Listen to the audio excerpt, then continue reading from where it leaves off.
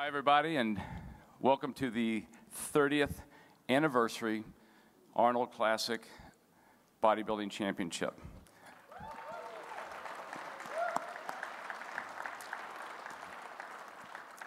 My name is Jim Seitzer, and I've had the wonderful honor to be here every year for 30 years to help with what used to be called the Sunday Seminar, but now it's the Legends and Champion get together and seminars. So glad to be here again.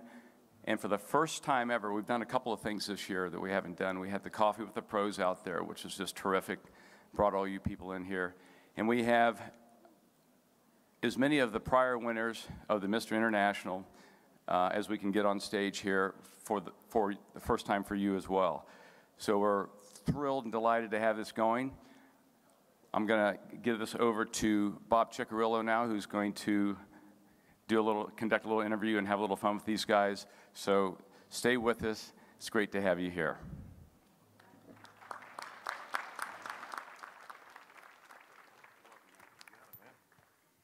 How we doing, everybody?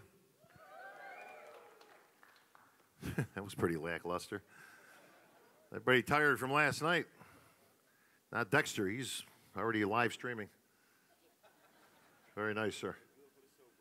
Anything for the show. Fans from around the world, welcome to the Arnold Classic. Hey, who's the new guy?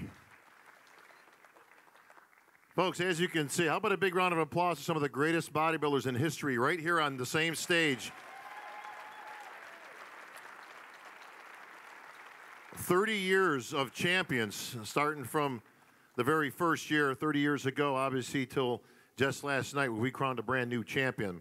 So this is a very special event, a very special moment. Rarely can you get this caliber of Hall of Famers in one spot at one time. So this is a real treat for me. But we're going to start right down the line and with our first ever champ. Actually, you know what, Rich? I'll have you come this way in the center spot. Your first ever Arnold Classic champion, the Dragon Slayer, Rich Gaspari. Let me grab another mic here. Let me steal that from you, Vince. Welcome, Rich. Good to be here. It was on this stage, figuratively, because obviously you were in a much different spot back then at the Vets. But a brand new, 30 years ago, a brand new show emerged on the scene called the Arnold Classic. And people didn't know a lot about it, but they knew who Arnold was. So it probably seemed like a good idea for you to jump in there. But you came out with the first ever win. Yeah, the first Arnold Classic, 1989, I was competing in the Grand Prix in the Mr. Olympia in 1988. Came in second to the Olympia. Then it was 7 Grand Prix shows right after that Olympia, which I won 4 out of the 7, and I had this battle with Levrone. I really didn't want to compete in the show. I was really burnt out from doing all those shows, 8 shows in about a month and a half. But Arnold called me and says, "Rich, I would like you to enter the first Arnold Classic. You would be the first guy to enter the show and win the show. It's going to be big." So he invited me to the show. He goes, "We're going to have a lot of publicity," which he did. I was on The Tonight Show with Jay Leno that year. I also was, when they had the show, back then they had the show called Wide World of Sports. I was on there with my family. And they show me, because I'm an Italian upbringing, and I was there. They were eating their, spaghetti and meatballs, and I was there eating my diet food. They were watching. So it was a real, just great honor to enter that show and to win it. Isn't that always fun? And obviously, I grew up in an Italian family as well. But they're all eating pasta and lasagna. You got dry chicken and sawdust. Fish. And your mother, of course, and your mother, Rich will verify. You can have a little bit. It ain't going to hurt you. It's not going to hurt you. It's not going to hurt you. Well, yeah, that's true. Can't beat it. By the way, for those who, we are 2 different people. Me and Rich. For many years, I don't know how many people. Rich has actually been with me. I've been places, and they'll come up and they'll say, "Man, I am your biggest fan in this world, and I've seen all your shows." And I'm like, "Oh, thank you very much." And then, I don't mean to interrupt, but can we get a picture? Sure, absolutely. And, I take a picture, and then they go, "Oh, thank you. I just appreciate it, Mr. Gaspari." I'm like, I just said, "Man, no problem." So cool. Good to verify that we are indeed two different individuals.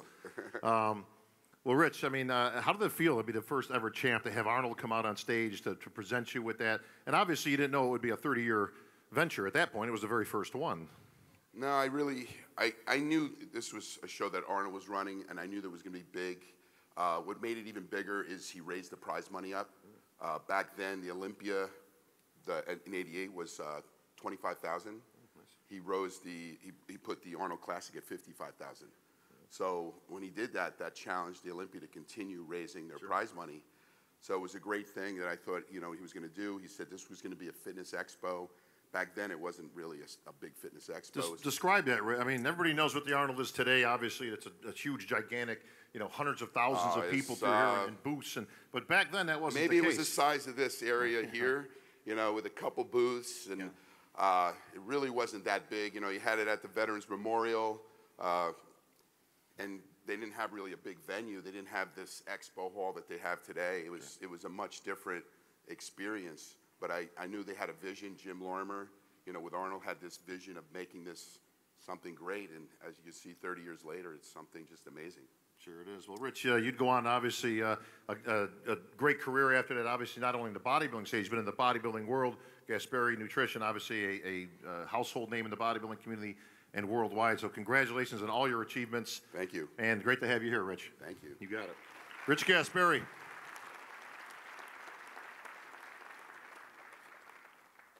Your next champ. We haven't seen Mike in a little while, but please welcome the natural wonder himself, Mike Ashley, to the stage.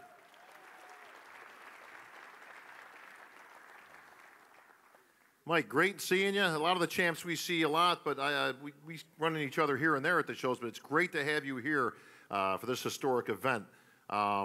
We heard some great stories from Rich. You've got your own perspective, obviously. When year 2 comes around, you throw your name in the hat. Yes, in terms of? Competing. All right, well, as far as the Arnold Classic in 1990, it was an amazing experience. And I can't say anything without first thanking the fans, all of you, for being here, and also respect to my fellow competitors. But, in 1986 was the first year they tested the World Championships, and as a guy who kind of did it in a natural way, I decided I was going to go for that.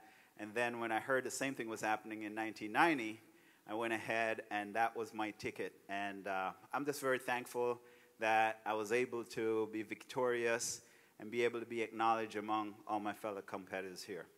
And Mike, that was the level of competition at that point was tremendous. Absolutely. People talk about the golden era of bodybuilding, and depending on who you talk to, that can be anywhere from the old Gold's Gym days and pumping iron to the more modern era. A lot of people consider the era you competed in as the golden era of competitors and the level of achievement. Your thoughts looking back then to some of the guys here that you actually stood on stage with and were able to beat in this very competition? Well, the way I look at it is competition. It doesn't matter how you go about competing. I'm a very vicious person when it comes to preparing for competition. Vicious. Look at that face. Yeah, no, I'm serious. Okay. I live it and I breathe it, and I don't compromise when I'm doing it. So as far as I was concerned, you don't go to a competition expecting to come second. Otherwise, that's your first mistake. I go to every competition to win. Now, it's not really my decision. It's really up to the judges. And I was just very fortunate that I came out the victor. You were very fortunate because, like I said, that was a stellar lineup back in 1990. Your thoughts about bodybuilding today, Mike? I don't know if you keep track of all the shows, or obviously certainly the Olympia and the Arnold probably throughout the year. What do you think of the level of competition today versus your day? Well, I will say it's just like in any sport. Bodybuilding has advanced tremendously. As a matter of fact, I had an interview yesterday, and I was just so proud of the sport, considering that this is the largest sporting event in the world, and a bodybuilder originated it. So that I'm very proud of. And I want to say the athletes today are just extremely phenomenal. But that's expected. We cannot say, the guys, I've heard controversial things about the guys of the 90s and the guys today, and yes, they look completely different. There's a different look to them, but that's what happened. You can't look at baseball from the 40s and expect baseball today to be the same. There has to be some sort of evolving going on, otherwise we're being stagnant. The guys today are monstrous, but that's what today is. Absolutely. Give it up for one of the greatest, vicious, Mike Ashley. Thank you very much. Well, this next guy is never short on opinion. I've been working with him for many years. Sugar Sean Ray. Morning, Bob. The troublemaker, Dexter calls me. Troublemaker? Troublemaker. You? No, come on now. Far be it for Sean to ever make a controversial statement or opinion. So, nice thing about you, Sean, as an interview is always very easy because I don't have to pry questions out of you, so or answers for that matter. Yes. Your thoughts on the show last night? Be kind to Dexter. No, it was ridiculously competitive. I mean, first of all, I got to give my hats off to Dex. You are ridiculously amazing. The best, most consistent bodybuilder of all time, and I'm a fan of the sport first. So including Ronnie Coleman, I watched his journey from last place to 8 Olympia trophies, but what you're doing is nothing short of amazing. And with that said, William Bonet, welcome to the big time. You served notice last night. Actually, you served notice at the Olympia, but you've arrived. Well, I call him Kai Greene 2.0. I'm sure Kai likes that too, yeah. Any plans on growing the hair longer, William? I know you got it started back there. Focus over here. We'll get to William. Oh, sorry about that. All right. Let's get back to it. Let's get back to your day. A couple changes as I'm looking at you and Mike. The flat tops are gone. Yeah, man. The hair comes and goes. Yeah, well, not really. Not for some of us. No. I know. Italian, man. What are you going to do? It's the Italian thing. Rich will tell you. Let's talk bodybuilding back in the day, Sean. You and I actually came up together in the teenage days. That's right. We actually competed in the teenage national championships in 84, well, 85. We're both lucky to be born in 65. Yes. When Larry Scott won the first Olympia. And I've been very fortunate being a fan to meet all the Mr. Olympia champions. And as well, we were at the Legends competition where Larry Scott got awarded. So it's amazing to watch the evolution. Being born in 65, is it the 53rd Olympia coming? Well, that's that whole is there a year one thing because we're, it was in 62. Because we're 52, but it's the 53rd Olympia and all that, but that's a whole other seminar. Yeah, so my first Olympia was in 88. I never missed it. That's right. This competition, the first one was in 89. I actually was preparing for this show and I got injured. So to watch what you did with Robbie Robinson on that stage obviously set the tone for me coming here in 1990 and 91. Well, again, historic competitions back then with Mike and Rich and all these guys who came up. Anybody could see you coming a mile away. For any of us that competed against you, you won the teens, you won the national championships at 21 years old. Boom, you hit the ground running. Arnold Classic Championship comes up. You're in it. Yeah, well, I mean, for those that aren't historians of the sport, I became the Ben Johnson of this sport, so to speak. I was 23 years old, I believe, and Arnold had the first drug-tested competition here in 1990.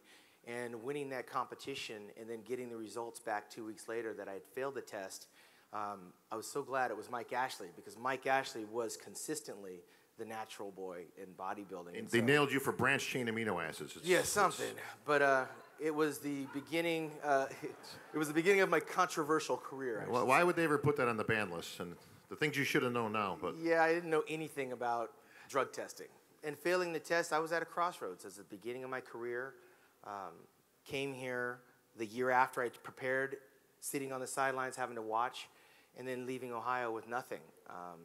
But a bad taste in my mouth, considering that I didn't get paid. You know, it was dangled in front of me. It was like the trophy was there. That had to be tough to overcome. I mean, you won the show, and then you didn't win the show. Well, the hardest part was giving that damn trophy back. And everybody keeps talking about the money. Money comes and goes. Yeah. But that trophy was on my mantle.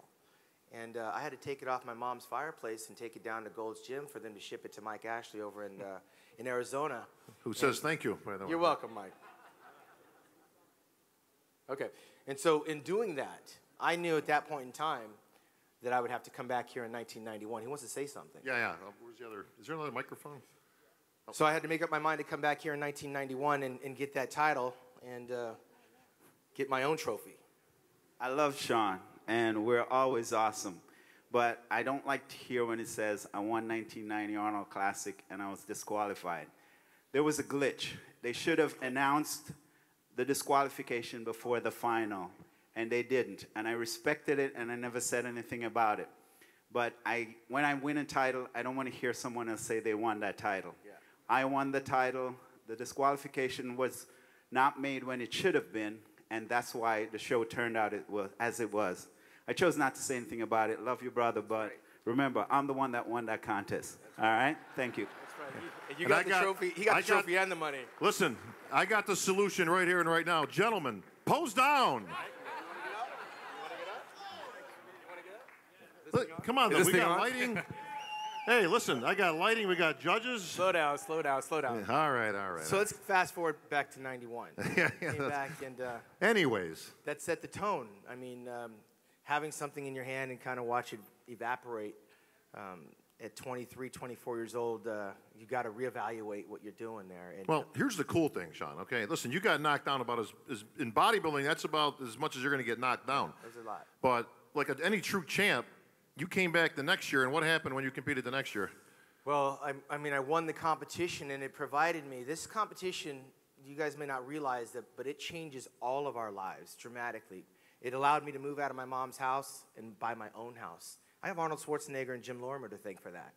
Because if it wasn't for the handshake agreement that they made to have this competition, I don't know how I would have shaped my career. But that check I got here actually allowed me to become a man. I grew up in 91.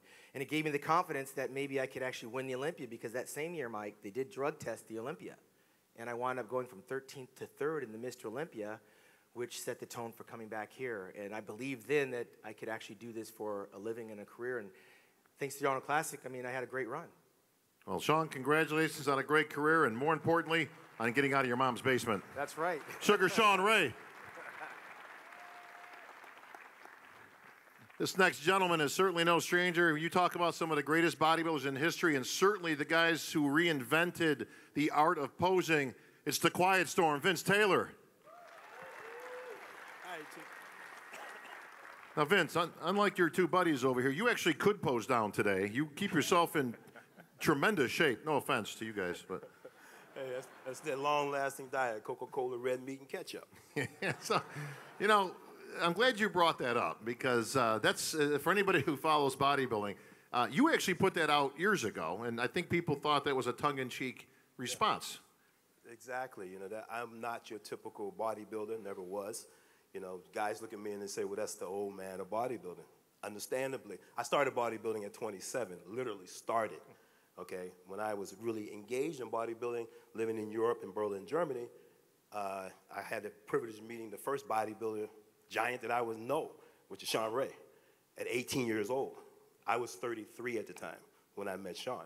So you got to understand, my dieting and my preparations and my constant knowledge of bodybuilding came from magazines that we were getting, Muscle and Fitness, when they would float them across the international waters to Berlin behind the Iron Curtain. You know, we would get them 3 times a year, you know. So my knowledge from that came from reading those books. And then when I saw what I liked, I saw a little article when John Brown told me, Vince, you got to do 3 things to be right in bodybuilding. And Shawn will tell you, 3 B's, train big, eat big, and sleep big. And he was the beef guy. Eat your beef. And ever since then, it's been Burger King, beef. Yeah, I'm telling you. That's my diet, baby. Coca-Cola, red meat, and ketchup. I sense a book coming out. Vince, obviously you're known as one of the greatest bodybuilders of all time, but in addition to that, a man who literally reinvented the art of posing, and not traditional posing, because we've seen lots of that over the years, and even though that's kind of a dying art itself, Shawn's mentor, John Brown, was one of the first guys I remember doing it. You kind of took what he did and then took it to a whole nother level with your Terminator routines and the Macarena routine. Right, and I mean, there was some just spectacular routines on stage, very inventive. Where did that come from?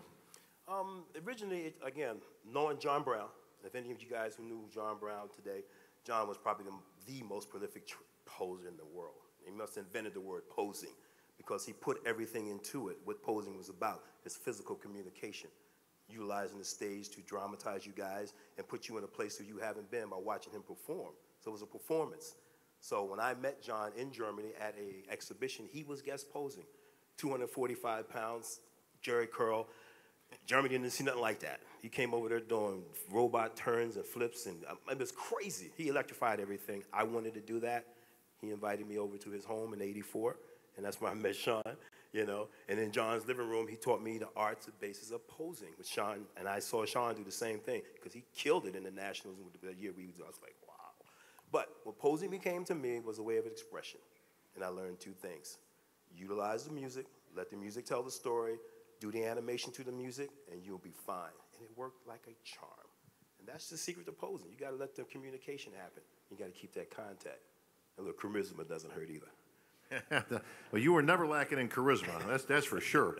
But this enabled you. Listen, you won a whole bunch of shows. Actually, you held the record that Dexter currently holds now for 15 years, I think, or probably more. Nobody beat that. You won almost every show you went into. There you go. But the business of bodybuilding entailed much more than winning that trophy and putting that check in your pocket. You toured. You've been around the world 3 times over with guest appearances, and from every corner of the globe, people would bring you in, not just because you were a great champion, but more for that entertainment value. Exactly. I mean, that, my friends, was what I call a wonder. That was my contribution to the sport.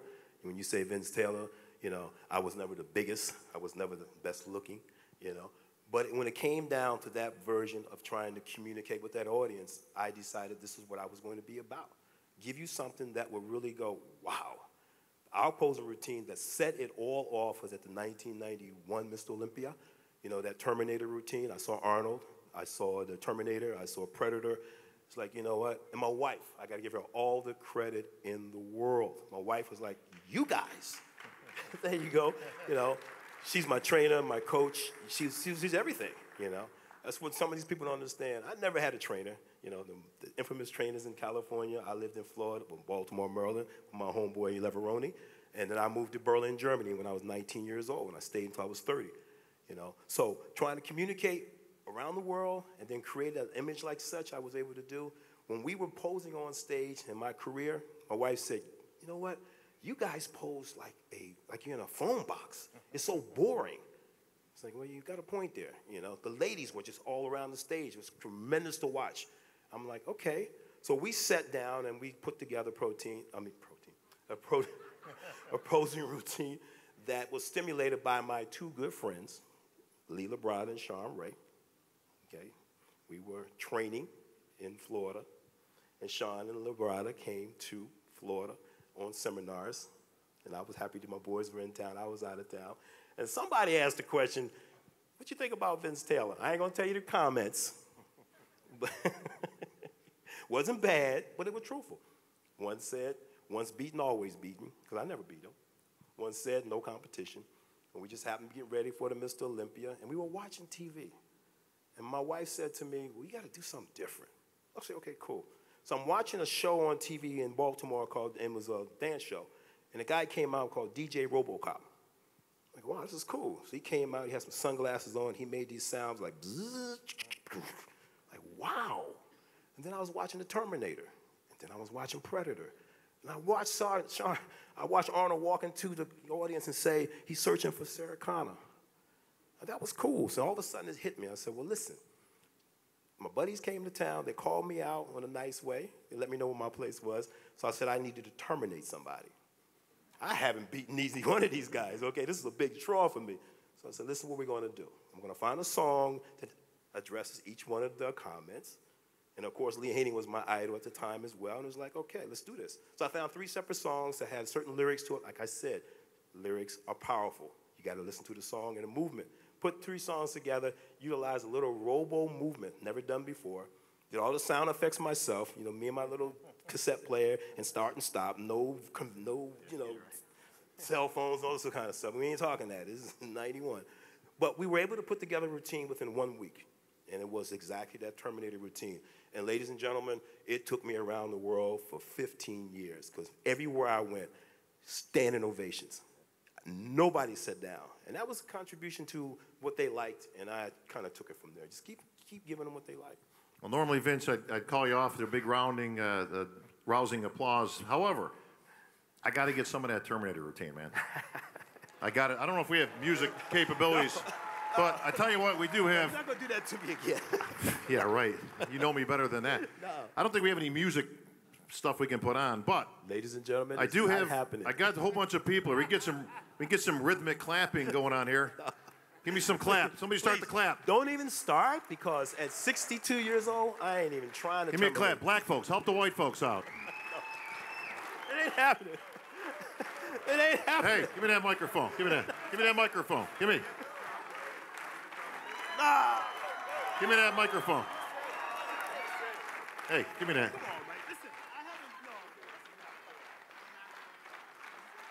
Better give them something. They're going to. Oh, here we go. Come on, give me some. Hey, give me some Terminator move. Come on, give me something. There we go. Who can do a beatboxer? Anybody? Kai, help me out here. Give me some beat. You can't do that. Who's? I got 18 brothers up here, and not rhythm. No rhythm. Shawn, I've asked you for the rhythm, but we all know that's your two best friends. You got none of their moves. None of their moves. What's up, Flex? Four-time Arnold Classic champ, the Sultan of Symmetry, Flex Wheeler.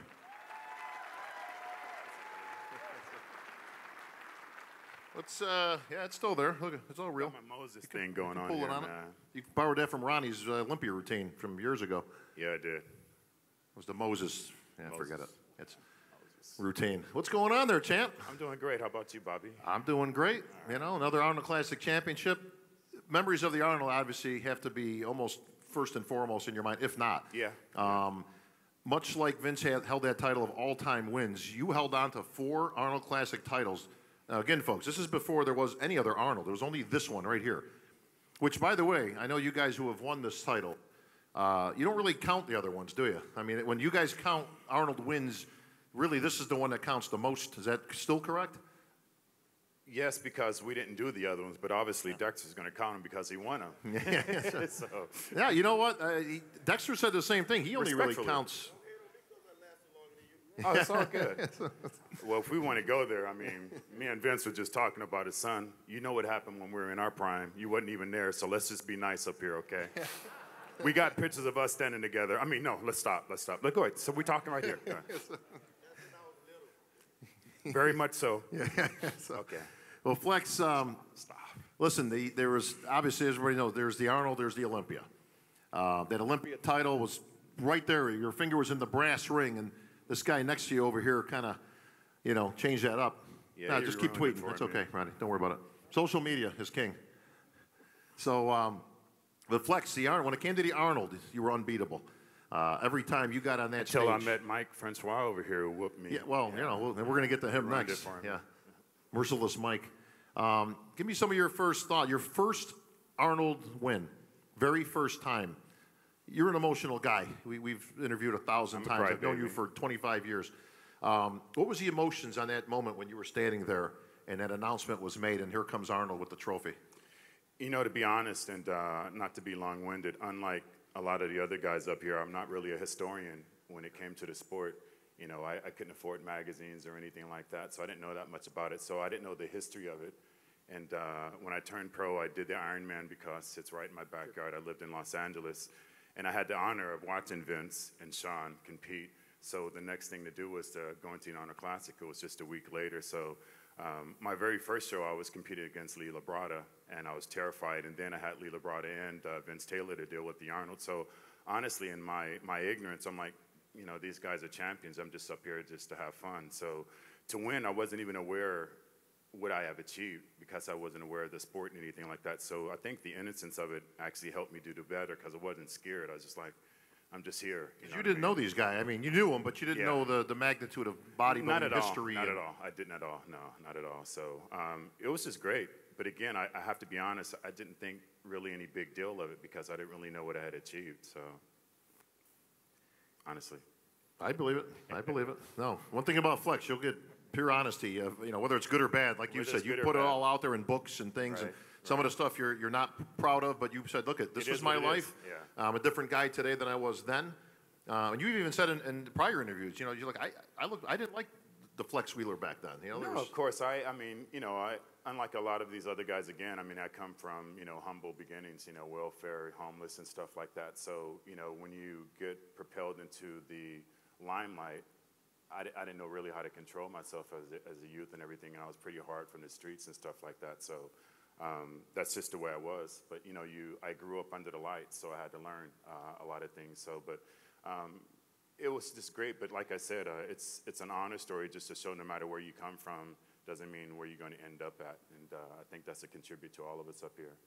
Flex, I'm going to skip ahead to your 4th Arnold Classic title. You were in uncharted waters. Nobody had ever won 4. but you did. I was arrogant then. Yeah, I knew what I was doing. You knew. By that time, you knew the lay of the land and who you were competing against. How were you different as a competitor from your first Arnold win to your fourth Arnold win? Well, I kind of, not knowing, I created this alter ego type person because in my childhood I was taken advantage of in a number of different ways. So, when I got bigger and started making money, I was putting myself out there. I'm not the one to be taken advantage of anymore. So I kind of believed that, and I walked that walk and I talked that talk. Just to further on that, there was a difference between Kenny Wheeler and Flex Wheeler. Yeah, definitely. No, I've been claimed to have about 4 or 5 different people inside me at various different moments. But anyway, my first 2 shows, well, actually my first 4 shows, I made more than anyone else in my entire family tree. So all the weight of that was put on me and everything. But my very last Arnold Classic I had competed on was an emotional time for me because then I was aware of what was going on and everything like that, and history is being made. So, but it was an emotional time, as you guys all seen. I cried like a baby, hugging Chris Cormier up here and everything like that. But it was a great journey. But I have to first and foremost, give respect to Dexter again, like Shawn said, just unbelievable. I remember, me and Dexter actually having an argument at Ronnie's show, and Dexter being his typical self, as he's seen, shooting his mouth off. And back then, I was quick to shoot back, and we're having an argument, and I forgot what he said, and I said, Dexter, if you ever think you'll break any of my records, wake up and slap the shit out of yourself, and here he is, broken everyone's record. So again, just unimaginable, ride that you had, bro. Just an amazing. You should be very proud of yourself where you come from. Definitely. So I got to tip my hat to you. Just epitome of what bodybuilder can do in age and ageless. Which is more amazing considering that most of us are the same age. Shawn, myself, you, Kevin. No, Richie's really old. Dex is a couple of years behind, but not many. But but amazingly to even think at 48. I don't know if he's 48 because Tom was telling me he's been 48 for like 2 years now, man. We need, You shaving stuff off there? Yeah. No. We need a record. Yeah. Okay. Yeah. Dennis, he shaved a few points off there, but that's all right. But listen, anywhere even close to 50, to actually be up here in contention for the title. Right. Can you even imagine still doing this? I mean, at this level? No, not at all. Not at all at this level. The probably only person who came close to that was Vince. I mean, we're not aware of what Vince was doing and how old he was being competitive. And I even remember, I think it was the San Jose Championship, what place did you get that year? No, I did. No, but he placed really high. Probably and first. I remember him walking backstage and saying, "You guys let this old man whoop y'all ass." But you got to remember his age. He was 46, 47, and even competing at 50, being competitive, winning the Olympia. So, that's my first inkling of what a person can do at their age. But what Dex has done is just amazing. It's just amazing. For Shawn being one of the most consistent bodybuilders in history, what Dex has done now, he's proven how consistent he's been. And he's been probably the only competitor who's up on stage who actually competed with the majority of all of us up here, and he's still up here today. So. Well, I think that's enough on him.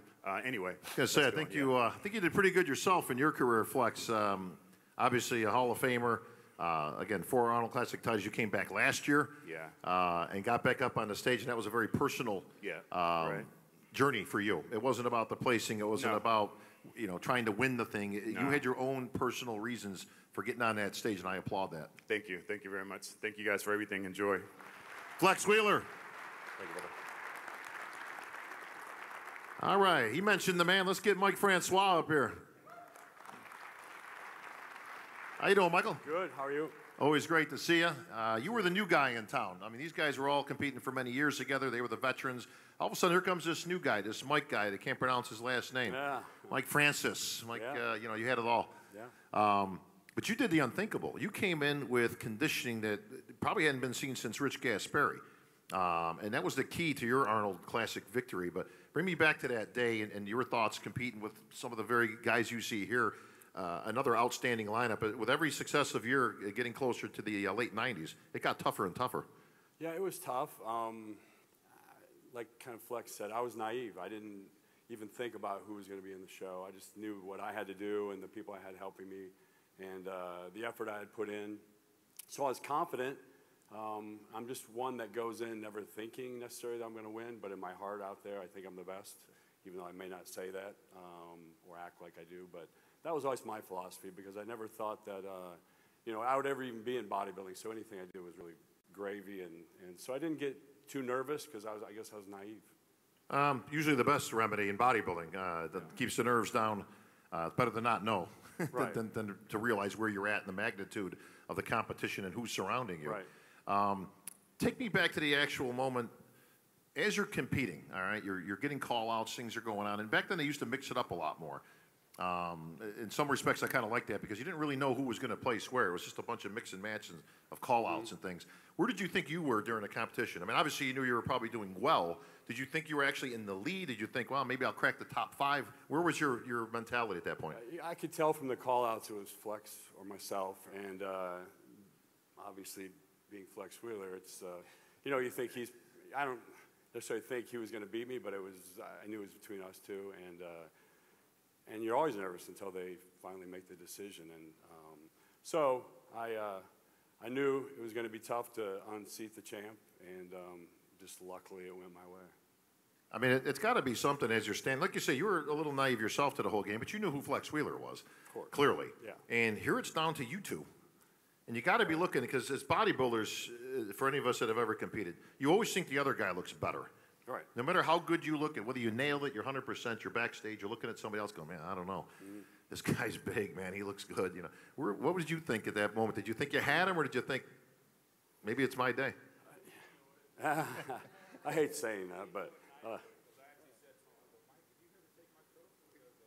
I think you said take the check.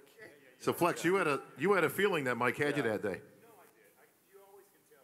Yeah.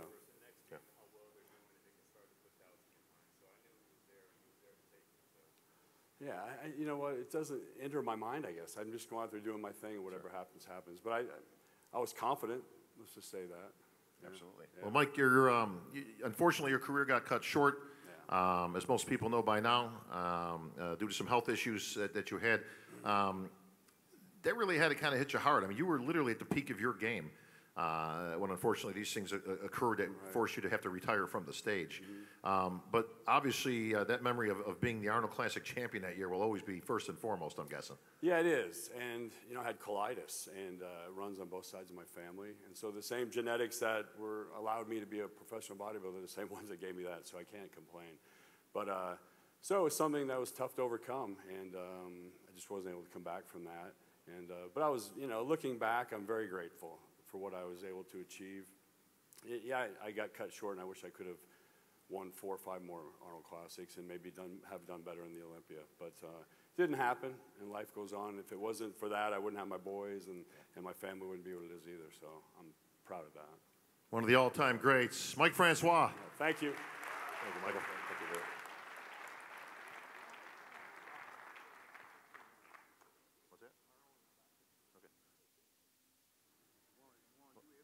Oh, hang on a second. Yes, Kevin. I'm running a show here.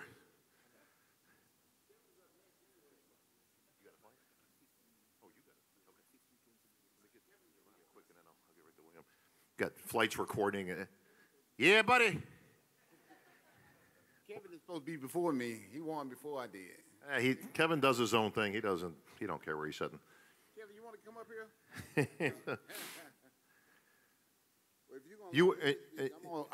Please introduce yourself to the people. I'm Ronnie Coleman, 8-time Mr. Olympia and Arnold Classic champion. And I want to thank y'all for staying so long, because this is, I know this can get kind of boring after so long, but thank y'all for coming out and staying so long and listening to us be as boring as we possibly can be. But they just said Arnold is coming up in 15 minutes, so be a little bit more patient, please. Hey, he's just going to have to wait, all right? It is what it is. We got champs to get to. Speaking of champs, somewhere in between all your Olympia titles, you found time to actually get on an Arnold stage, which at the time you got criticized for. People thought maybe it was a bad move. What's he doing? He's the champ. Why put your title on the line if he gets beat? All that stuff. You didn't care about any of that stuff. But what, as Mr. Olympia at the time, What made you want an Arnold Classic title? Well, Mr. Jim Lorman called me and told me he was giving away a Hummer, and I always wanted one, so I'm like, I'm in. You know, I always love you for that, Ronnie. Again, we've done many interviews together, and you actually got into bodybuilding for what reason? Well, this guy told me he'd give me a free membership to the gym, and at the time, I was real poor, and I couldn't afford a membership, so I'm like, you had me at free, buddy. But it took some, you know, some convincing because my first day there, he told me I could be Mr. Olympia, and I'm like, what is that? Never heard of that title. Second day there, he's like, you can be world champion. I'm like, I don't think so. My third day there, he's like, I'm telling you, you can do this. I'm like, nah, I don't want to do this. I'm a police officer. And I like eating hamburgers and pizza and all that kind of stuff. So does Vince, but he won doing that for 20 years. Yeah, but I didn't know that at the time. Right. And the fourth day, he said, I'll tell you what, I'll give you a free membership to the gym if you compete. I'm like, done. You had me at free. So you got into competing for a free membership, and you went in the Arnold because he was giving away a Hummer. Exactly. Yeah, nice. Well, listen, as it would turn out, a lot of people dispute where the best Ronnie Coleman has ever been on stage. Some people say 98, some people, but a lot of people say 2001 Arnold stage. What do you say? I'm going to have to kind of agree with them. That was one of my best looks. That in 1998 Miss Olympia. Yeah, that's a tough one, and I've asked you this before, Ronnie. I said, if I lined up all the Ronnie Colemans on stage from the Olympias, all you guys against each other, who wins? Me, every time. Sorry, you got that right. No doubt about it. Well, Ronnie, obviously everybody knows your story. And unfortunately, you've had some injuries that have required major surgeries over the last couple of years. Like 8 of them. Yeah, and another, unfortunately, I was just talking to Ronnie earlier, and a 9th one coming up this week. Yeah, Thursday, and I just got out the hospital Friday. I mean, aren't they using strong enough screws? How do you keep snapping screws that they keep putting in you? I don't think they made screws for a guy like me. No. I'm like one of a kind, I think. I've snapped like 2 or 3 of them so far. Jeez. And keep snapping. So hopefully they come up with something that's going to work for me because I'm tired of all these surgeries, for sure. Well, Ronnie, I'm going to let you cut you short because I know you want to probably get back Thank sitting. you, sir. Appreciate it because it's Kevin time anyway. Yeah, it is. Well, one of the best of all time, Ronnie Coleman.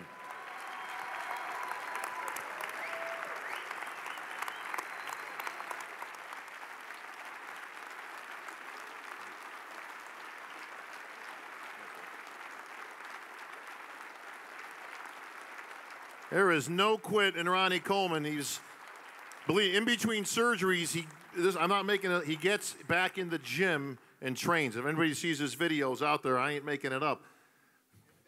God bless you, Ronnie. All right, we're going to skip ahead here because this man's got places to be and people to see and babies to shake and, you know, babies to kiss, hands to shake, you know, whatever that whole thing is. William Bonet, your winner, and new Arnold Classic champion. Are you okay being on this side? Is this your good side? Is that okay? Any side's good. It doesn't matter to me, but I'm a professional. I can go either hand. Look at huh? Look at that, William. You were just here, it's got to seem like minutes ago. Difference being is instead of me, the governor was here asking you, how did you train? And, you know, how do you feel? You look fantastic. Yeah. You did look fantastic. You know, you beat this guy, which is not easy to do. We're keeping you up, Dexter. Let's relax and enjoy the show. We'll get you after the governor. Great competition. I mean, this has been touted as one of the deepest lineups in many years now.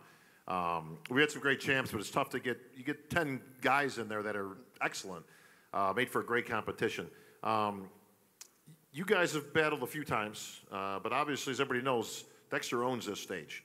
And at least he has until last night. So how did it feel taking out the champ? It feels great, man. It's an honor. You know, it's a privilege. You know, so. Face the audience. Oh, I'm sorry. They want to see the golden smile, although you're down to only 2 teeth now. With I took 4 off. Yeah. So I'm getting older. Yeah, it's you know, the older you get, you keep losing one. You know. Exactly. That's all right. That's all right. It's a maturity thing. You'll get it. True. It was a really honor, you know, to win it, and a privilege, you know, to stand among all these great guys, you know. And thank you guys all for supporting us. All right, William, take me back to just last night, less than 24 hours ago. What am I missing on that one? This was a great moment for you. You've done well, obviously. The last couple of years, you can see you coming. Any of us in the bodybuilding media can see William Bonet coming up on the radar. 8th place, top 5. 15th. Top 15th to start, actually. It's a guy named Ronnie Coleman actually started that years ago, and he didn't make the cut at his first Olympia, but he turned out okay. But yeah, you've been coming up steadily. You've made improvements. I know you came in this competition to win, but you knew you had this guy and a whole bunch of others. Sean Roden, who unfortunately couldn't compete. You had a stacked lineup. What did you think about the call-outs as they were going yesterday at prejudging? I think it was pretty good, you know. I was in the first call-out, so... Yeah, so I think it was good, you know. So for me, at least, I don't know what the other guys think about it, but for me, it was fair and, yeah, good call-outs. Yeah, very good call-outs for you. Well, obviously, you see Dexter backstage. He's always in shape, so I mean, that's not even you know he's going to be Dexter. We knew about that, yeah. You know, so we knew, like... He wasn't sneaking up on you. No, if we're going to do the show, we got to come in condition because, you know, Dexter always come in shape, you know, so... You know, you had the defending champ Cedric in there, so this was not easy for you. No. But you did your homework, as we talked about the other day. Attention to detail. And I asked you specifically, what is you working on? You're pretty complete. You're not missing anything. So what do you work on at this level? And your answer was? My abs, you know, especially my weak point. My back still, it was once my weak point, but it's now one of my strongest point. Yeah, and just keeping it up, man. Just doing my thing and step by step. No rushing at all. Right, but more refinement. It was your point to that. Was look at I'm looking at refining. I'm not looking at making the shoulders bigger. I'm looking at bringing the waist down an inch. So I can look bigger, you know. So the illusion of a better body. Exactly. Yeah, exactly. Because I don't have the genetics to get huge as Ronnie Coleman was, or Jay Cutler, or Dorian Yates, you know. So I have to do it with my size, you know. I'm like same figures like Dexter, so I have to do it with what I have. And my best thing is my condition, so that's how I play my game. Well, your condition was spot on the money. As you see the prejudging unfold and then the call-outs, you can see it was kind of coming down between you and Dexter. Yeah. At the moment they announced Cedric in 3rd, and now you know it's between you guys for the title. Yeah. What was going through your mind? Did you think you had him, or did you think he had you? I think, like, it could go either way. You know how it goes, you know. So I was just, you know, praying into myself, like, you know, God, I know you didn't bring me here just, you know, to wind up 2nd place, and I know, you know, you have a mission for me, so, you know, show me, let me see it, you know. So I was just praying in myself, like, you know, let this be true, let this be my day. Yeah.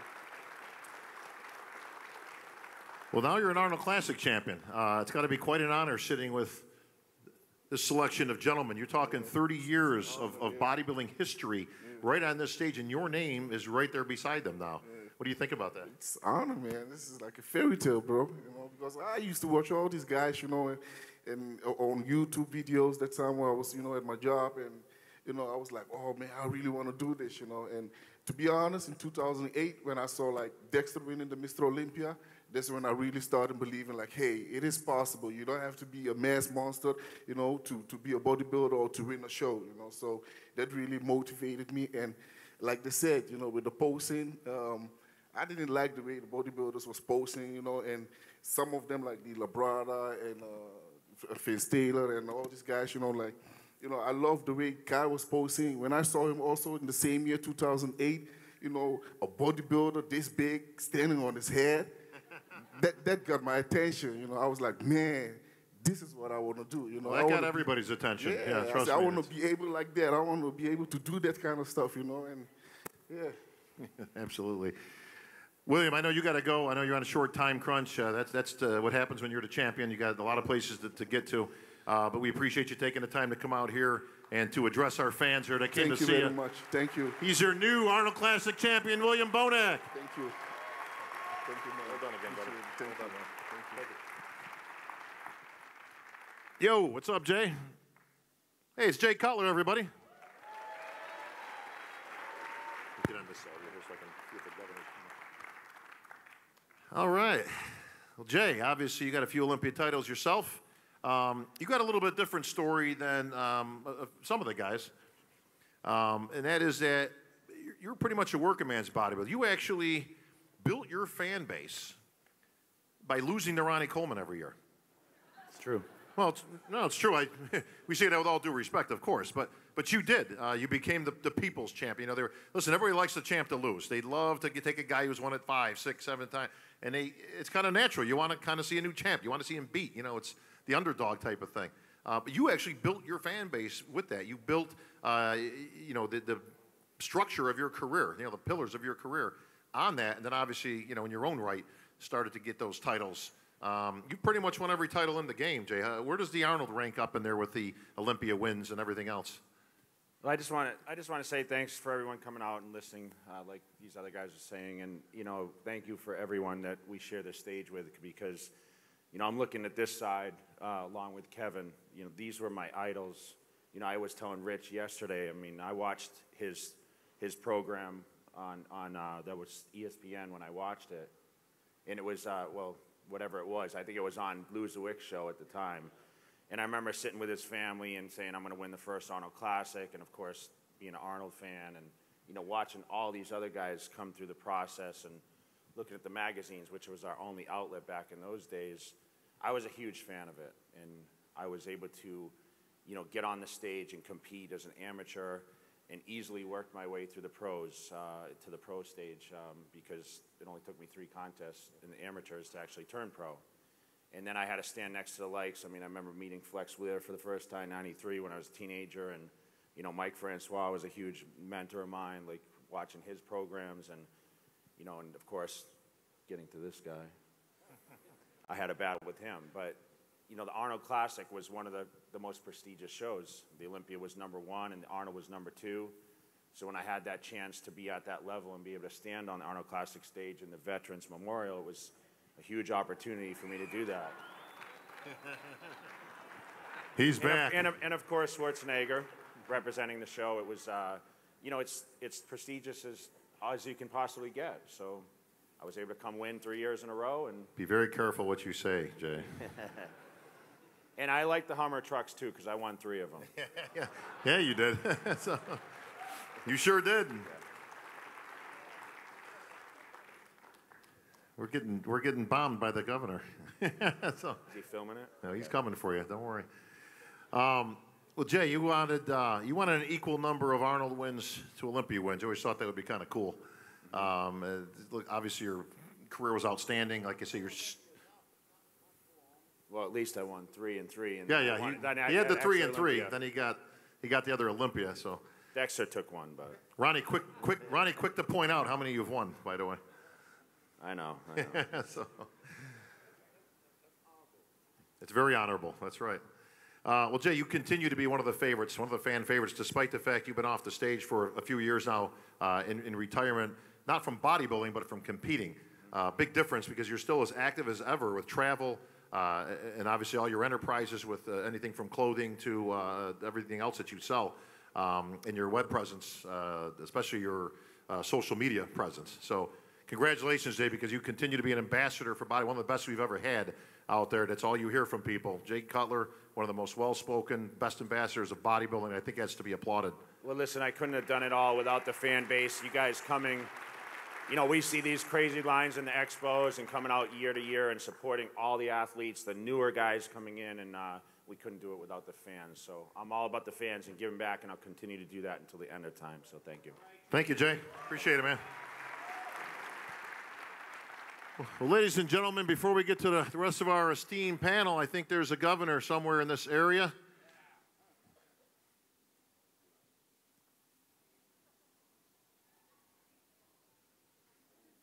No. Ladies and gentlemen, Arnold Schwarzenegger.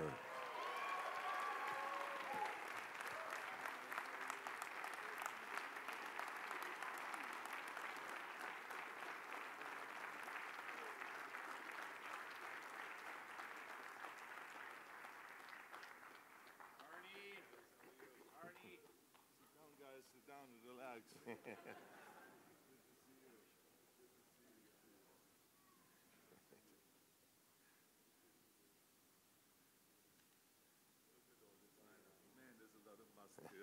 Sure is. Governor, Okay. how are you, sir? Good. Thank you. You look fantastic. You know, when you're not good in imitating my accent, don't do it. Everybody's got to do it. Come on, Exactly. Thank you. we do it because we love you, Governor. Thank you. Thank you. I Guys, appreciate that. Arnold, guys.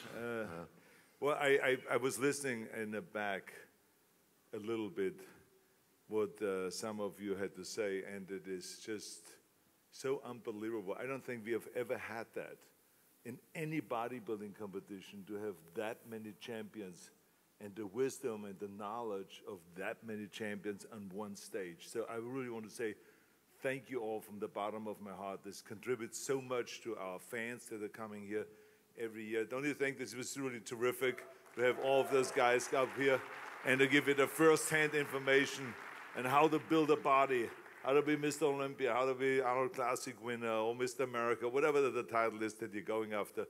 But this is really, I mean, a cumulative kind of knowledge that is beyond belief. No, absolutely, Arnold. There's no, rarely do we get this combination of not only top champions, but the years. 30 years celebrating the Arnold Classic, and you've always been a visionary. I mean, clearly you saw this coming years ago when you started over at the Vets with a few booths, but you knew you would expand it, obviously, now globally. Well, it was clear that Jim Lorimer and myself, we had a very clear vision where we wanted to go. And we always look at it in two ways. One of them was to promote the sport of bodybuilding, to increase the cash prizes, to increase the kind of respect bodybuilding was getting, and to have competitions like this all over the world. But at the same time, we also wanted to popularize the sport of bodybuilding for the general public, because we always feel like, you know, this is no different than skiing. You watched the Olympics and you watched the downhill race and the slalom, but not everyone wants to do that or is ready to do that, but people want to go and ski recreationally and just have fun. And the same is with bodybuilding. There's so many people that want to get into training and they didn't know how to do that. They want to be inspired. So our competition was all about inspiring, and this is why we added then weightlifting, and we added powerlifting, we added the World's Strongest Man competition, and all those events. And now we have 78 different sports. And one of the things that we are most proud of is that we really want to reach out and promote bodybuilding and fitness training for everybody. So it's not just for guys like this that are extraordinarily strong and powerful and have a fantastic body. But what is if someone has a leg missing because they just came back from Iraq and they lost a leg and they have an artificial leg? Do we have a competition for that person? And we do. So that yesterday when I walked around, for instance, we saw people that had handicaps, physical handicaps, which really you couldn't call that anymore, because they were, like I was saying yesterday, clean and jerking like 315 pounds with an artificial leg. So it was really extraordinary. There were Special Olympic kids there that were doing martial arts. There was all kinds of people with certain kind of problems and handicaps that are included in our fitness movement and included in the Arnold Classic, because we want to promote all over the world the idea that fitness and strength training and all of this stuff is for everybody. It doesn't matter what your category is, what your color is, what your income level is, if you're handicapped or not. Everyone ought to have the right to get healthy and fit. So this is what we're promoting, and this is why we have 78 different sports. We have 21,000 athletes here, and it is really a celebration of health and fitness and everyone having a great time. Absolutely. Arnold, lots of changes this year, lots of drama going on. As everybody knows by now, we had a split with the IFBB where it's now on kind of two different federations. Your thoughts on all the changes going on currently? Well, you have to understand that when you think about what I just said, that we want to do bodybuilding for the mass, for the millions and millions of people in all the 200 plus countries around the world. Then what we are talking about here, the competitive bodybuilding or the pickering that's going on between federations is kind of like the peak of the iceberg. This is like the top of the iceberg that you see. But underneath what is this huge mass, this is what the general public is, and they don't care about any of that. No one, when you walk down Fifth Avenue in New York and you ask anyone, do you have a major concern about the IFBB from the professional section and the IFBB amateur section have just now had an argument, and that Jim Manning is not getting along with Raphael? They say, what the fuck are you talking about, right? That's what they would say, yes. So you have to kind of like, when you see situations like that, I hope they get back together and all of this stuff, and we're going to do everything that we can to make sure that, you know, that we stay away from this whole idea of punishing bodybuilders when they don't compete in this place and punishing them when they compete in another federation. All of this is nonsense dialogue, you know, that you should always look for who are the best bodybuilders, who are the best weightlifters, who are the best javelin throwers, who are the best skiers, and not all these restrictions. Yeah, only if you don't compete here, and only if you don't say this, and only if you don't endorse this. It is, you know, it is kind of little thinking. You know, I'm not into that. I'm into just, you know, promoting bodybuilding. It doesn't matter if there are 2, 3, 4 different federations and people can go around and all those guys can compete over there and they can come over and compete over here. Let's have a great time and let's celebrate the sport of bodybuilding rather than, you know, being so picky about all of this stuff. But, you know, you have to understand that, that I'm only interested in one thing, and this is to make this sport getting bigger and bigger and bigger all the time. And when you think about it, that when I came over here to this country, we had maybe, you know, 5,000 gymnasiums. And now we have, I think there's like 60,000 clubs that we know of. And this is not even counting now, you know, places like all the police stations and all the fire stations and all the military bases and all this. So, I mean, the growth of this whole thing, there's 200,000 gymnasiums worldwide. I mean, it is an $80 billion industry, and if you add the food supplement business, which is another $120 billion industry, I mean, you're talking about an enormous industry, growth for people to get jobs and all this. Those are the kind of issues that I'm talking about that is extremely important.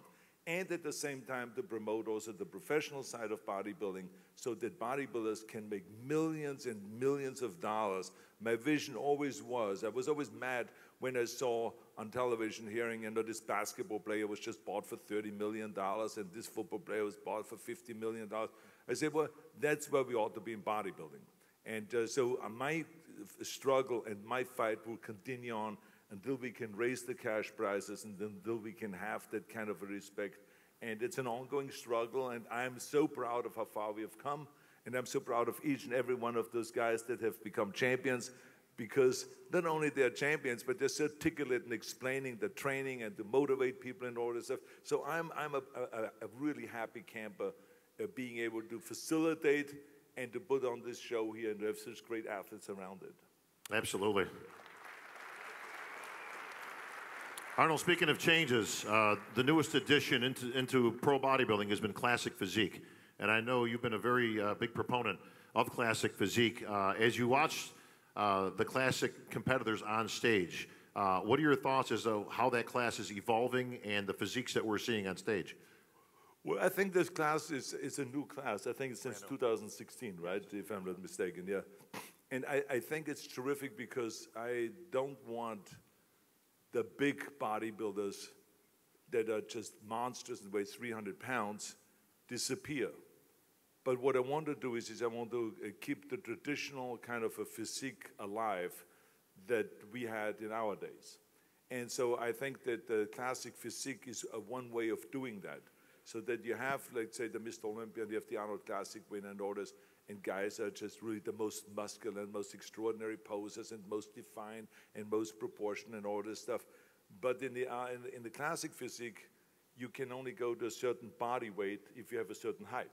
So a guy that is like 6'2", with 6'2", he can only go up to 240 pounds. He cannot be 250 pounds or 280 pounds. And so it forces you to perfect of what you have, this 240 pounds, to such an extent that you really use everything, 100% of every little ounce of talent. If it's in posing, if it's in proportion, if it's in definition, and all of this stuff, your presentation, everything, you have to really get deep down inside and really use every ounce in order to be the winner in that, because otherwise someone else will beat you. But it's not by being bigger. That is not the thing that we are asking for. You can be big, you can be cut, but not that big like the guys at the day on the Mr. Olympia or Arnold Classic stage. On that same note, a couple of years ago, you were very vocal on where the physiques were going in the open. In particular, the bellies. You referenced some of these guys who are looking like bottles, that they were just misshapen, kind of, not really the ideals of what bodybuilding should be all about. Do you feel like the changes that you implemented into your shows has helped in that respect over the last 2 years now? Well, there's two things. One of them is that I think as we get into certain kind of supplements and certain kind of things that people are taking that maybe creates this kind of a more bloated look or extending the belly where you don't have that much control over the belly. I think that, for every attack, there's a defense. So if you see that happening, then you have to do something about it. And I think that you have to just spend hours and hours to practice the vacuum so you keep that stomach in. Because people do not come to a show to see bellies. And if they want to do that, they go to a maternity ward or something like that, and they can see plenty of stomachs there. But I mean, it's when you come to a bodybuilding show, you got to see guys that are able to do a vacuum and that keep that stomach in. You got to train. If it is hours and hours every day, it makes no difference, but you got to train to keep your waist small. And so this really was the issue. And I thought that by taking the category of posing out of the judging procedure was a big mistake, because the posing is the most important thing. I mean, you can have the greatest body in the world, but if you're not able to really display your body, if you're not able to hold your pose for 20 seconds at a time, if you're not able to go and turn without tripping over and all of those kind of things, and if you're not able to suck your waist in when you turn and keep it in with a smile, then you haven't trained enough in that whole thing. So this was my argument. My argument was always, I don't mind the monster guys because people move on. I mean, people get in better shape all the time. The day they're in better shape than when I was a champion, and in 20 years from now, people will be in better shape than they're today. So that's all perfectly fine. But let's just say, let's keep that great classical physique. Let's keep the small waist and the wide shoulder and the kind of athletic look, even though bigger. And so I feel like we, the Arnold Classic, have included now the posing again. Because of that, you will see that guys have made much more effort. Over the last 5 years, I've seen great changes already. Very rarely did I see anyone yesterday's stomach get out of control. Very rarely, and I look at that in a very sensitive way. And so I think that I want to congratulate the champions for having made a real effort to pay much more attention to posing and to their presentation. And I think in the end, it is really beneficial for the audience to watch that. And you can see the reaction when someone poses well on stage. You see the reaction of the audience, you get up, there's more excitement there and all that stuff. So it's great that all of you have really paid attention to that and really started really thinking about, keeping the waist as small as possible. It was nice. We had a few classic routines. Hidetate Yamagishi from Japan, very classical. Cedric, always very classical, very much in your own style from years ago. And then you had Freddie Smalls up there in the spirit of Kai Greene. He didn't stand on his head, but absolutely phenomenal. But differences between classic and, pop and lock in and all that kind of stuff. But the audience seems to like them both. Well, the audience clearly liked both, but I just thought yesterday was a perfect example of how great and entertaining posing can be. I mean, it was wonderful, the different styles of posing, kind of the slow. It's basically a reflection of yourself. You know, it's great to watch the slow performance and the graceful performance. Then you have someone come out and do kind of like a dance routine, and also to show the flexibility and all this. I mean, to see that many guys going down in a split position. I mean, I was holding myself and said, ow. I mean, this is like wild. In my days, I tell you, I've never seen anyone do a split. That is really extraordinary. With that size and those huge thighs and back and all that stuff, and to be able to do a split like this. So this was great, and this really adds to your posing routines points, I think. And so I thought the posing yesterday was really extraordinary and very entertaining for me and all the people that I had there that have never seen a bodybuilding competition before. Absolutely. Changing the subject, we've just seen the Olympics come and go, Winter Olympics. In every sport, from you pick it, you know, from baseball to curling, there's drug controversies these days. What are your thoughts on that presently and where that is today in the sports in general? Well, first of all, I want to just, because you said the Olympics, it's really interesting, you know, because bodybuilding was controlled for so many years by weightlifting. The weightlifting federation, as you know, Bob Hoffman, AAU, you know, and not that they were evil people or anything like that. They tried very hard to help bodybuilding, but nevertheless, their first priority was weightlifting, and so bodybuilding for years was affected by that. That they didn't get the full attention of a federation that was not just thinking first on weightlifting and then bodybuilding, or first on powerlifting and then bodybuilding. And the same thing happened also in the Olympics. All of a sudden, there was a documentary on about snowboarding, and they were complaining how for years they were controlled by the ski federation. You know, skiing meaning that you ski on two skis and the snowboarders have one board, and they wanted to be separated, and they couldn't separate. And so they were always stuck with their performances that were boring and that were not really exciting. And then they separated from the ski federation, and now they have all those different competitions in snowboarding, and this became kind of the hottest competition, and now they are exploding, and they're going even much further than skiing is. And this is exactly what happened in bodybuilding. When we got free from weightlifting, we love weightlifting, and we have them included in the Arnold Classic here, in our sports festival and all this, but we are now on our own, and we make the decisions in which direction we want to go with bodybuilding. It's not a Bob Hoffman, it's not a weightlifter that makes the decision, it's bodybuilders and people that are interested in bodybuilding that make the decisions. So this is the great thing, and the kind of things, the growing pains that we went through, other sports go through the same way. So it was interesting to watch that, how the snowboarders finally are celebrating and say, we are free and now we can do our own competition. So that's number one I want to say. Number two, when it comes to drugs, look, I think that as long as there will be sports, there will be drug use. And there will be drug testing, and there will be, for every test there will be a way around it, because that's what drug companies do, is they check what is available in technology, and when they do the drug testing. So you really never know anymore when you look at any sports event who takes something, who doesn't, who is enhancing here, who is enhancing there, and all those kind of things. And we, of course, the Arnold Classic organization, we don't get involved in those kind of issues because we have 78 different organizations here.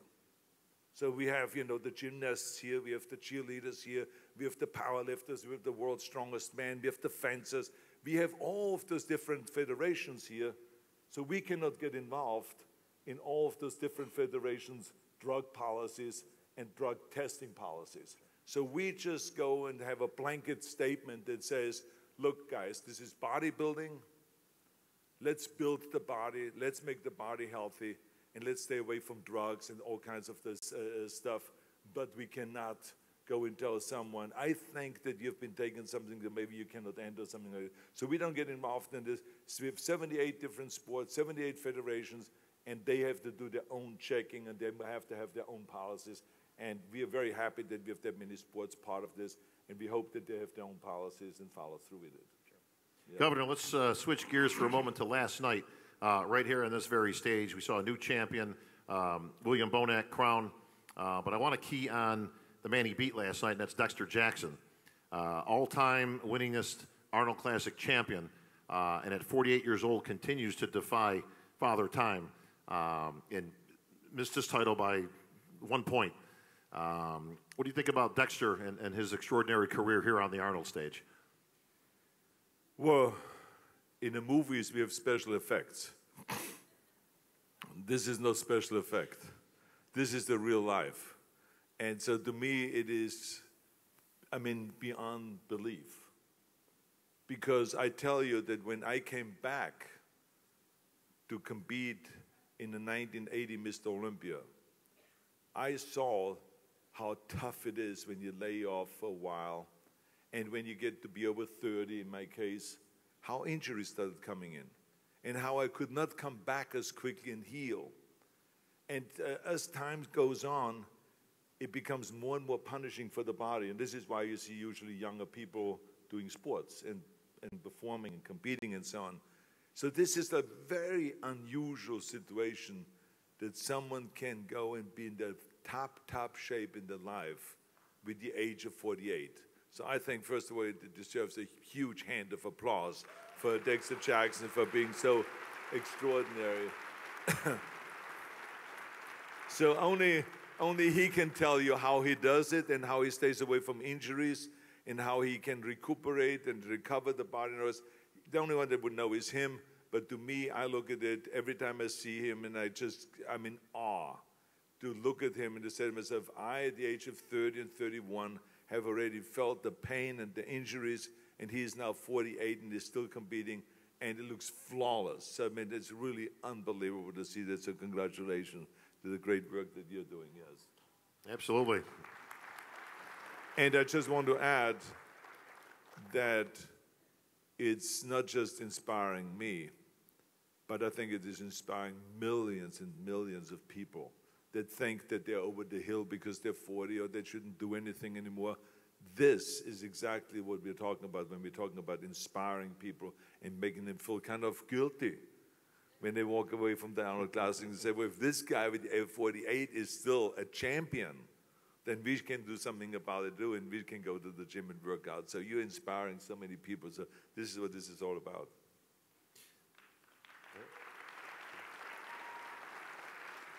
Arnold, as you came out here, you came down the line, you shook every one of these champions' hands. 30 years of excellence and Arnold Classic champions. As you look down from everybody from Rich Gaspari, the very first champion, can you remember details almost from every show? I know you've got a very sharp recollection when it comes to detail and every single year that you're seeing represented here. I would not go that far that I would say that I know details of every show.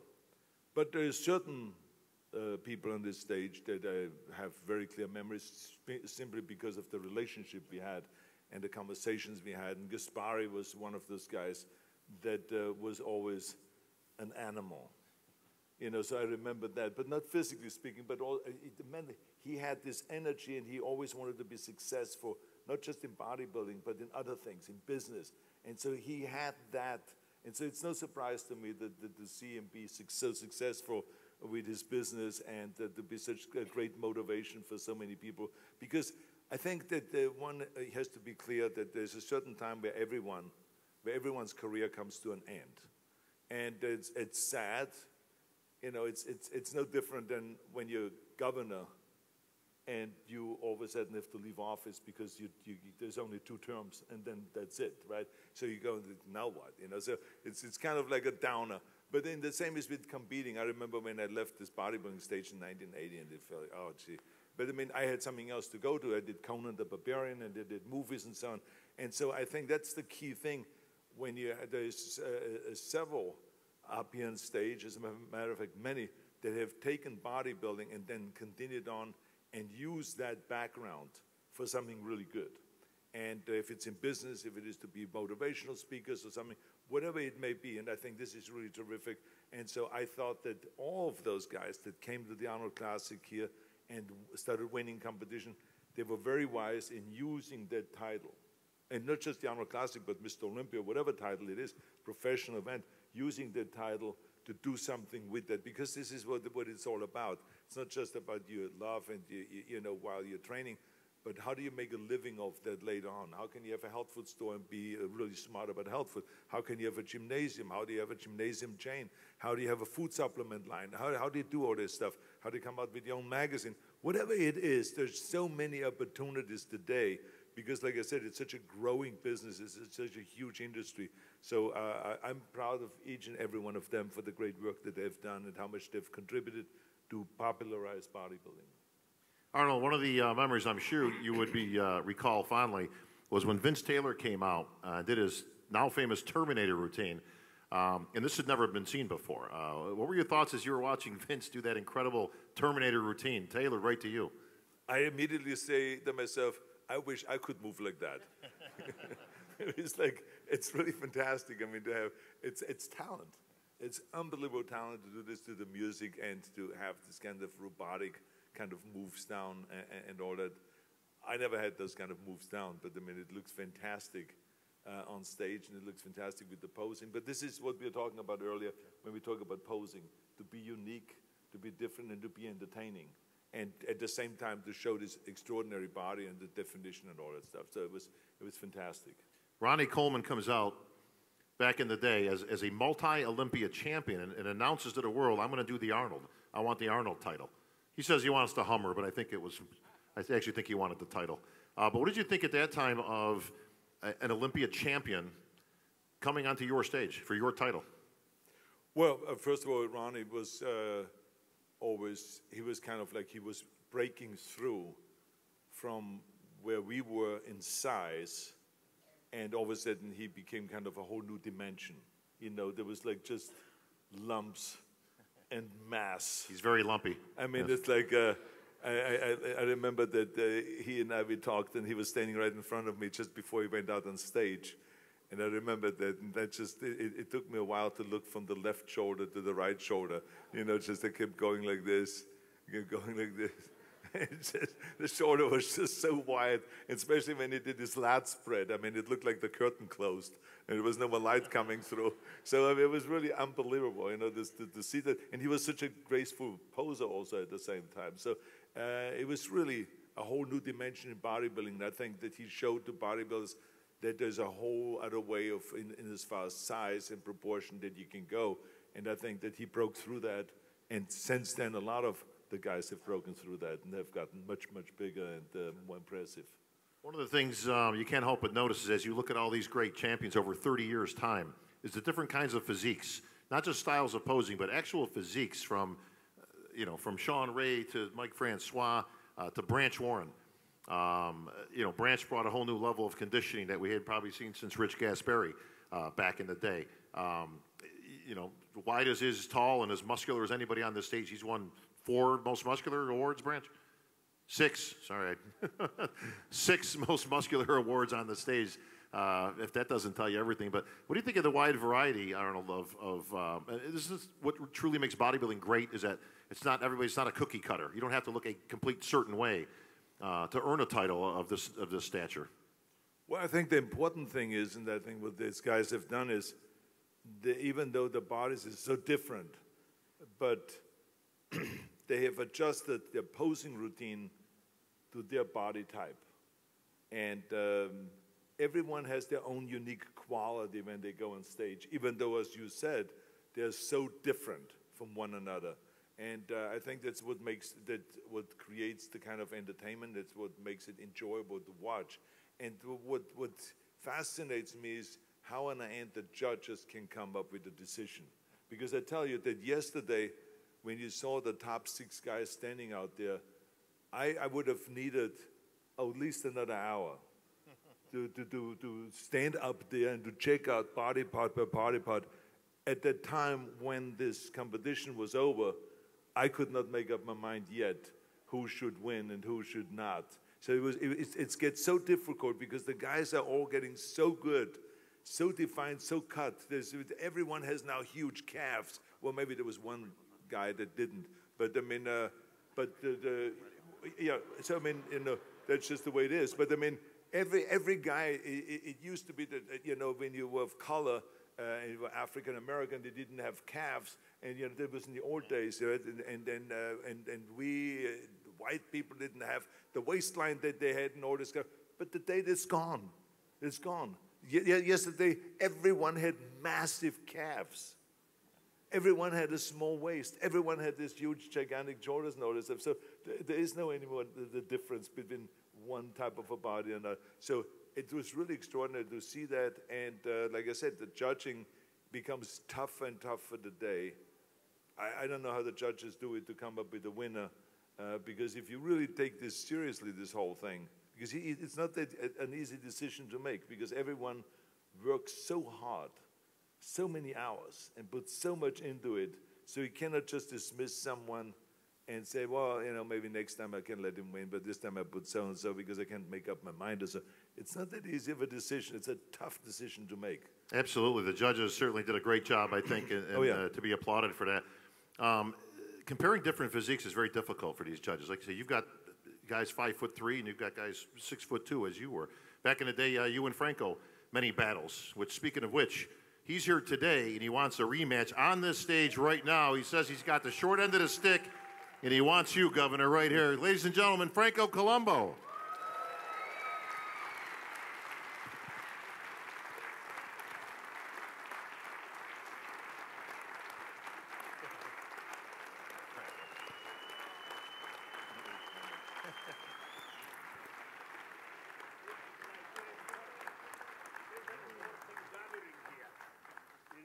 Franco. Gentlemen, pose down.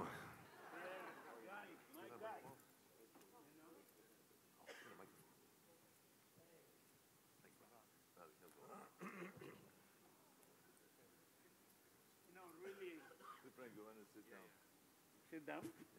I really have to be nice to them because they're bigger than me. How are you, sir? Good, good. How are you doing? Okay? I am doing very well, yes. I'm just talking with your friend here, and he was talking about when he beat you back in the 1972 Mr. Olympia. You mean 75? 75. Yeah. You remember that one? There are a lot of people, though, especially the short guys, they say I should have won. And they I should don't have. even like that. They should have won. Arnold said, you know what, you'll never catch me. Next year, maybe I'm not here.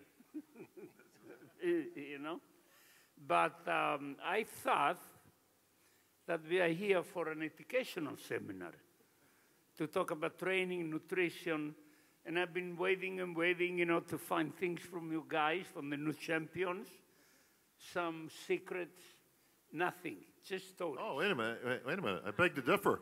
Vince Taylor, just a few minutes, maybe you weren't here yet, he gave the secrets to his success: hamburgers, Coke, and ketchup. Oh, I can tell you a story about hamburgers. In Europe, we didn't do much hamburgers. That's an American thing. And when I came to the United States, Arnold started getting addicted to hamburger. I don't think he even remember that. And we would go to the store. I would buy steaks. And then when he went to the store, he bought hamburgers. Then he would cook them. And then he would do his things, whatever he was doing. He would go and pull them out, burned. And I never got to taste a good hamburger because he just overcooked them. And I never figured out if he was doing it on purpose, that I cook, or, whatever, he didn't care, And I have to tell you one thing. For Arnold, they're always number ones and numbers 5. There is no number 2 too much. And the number 1 was, he prioritized the training. Arnold says, number 1 is training. Every time in the gym I slow down training, he will say, Franco, get over here, do 1 more rep. You did 9. Well, I counted in the mirror. You're supposed to do 11. I thought we were doing 10, But he saw food as more like essential, and you do have to eat when you train. And we were like doing everything that was as fast as possible. Like in the morning we did a good protein drink.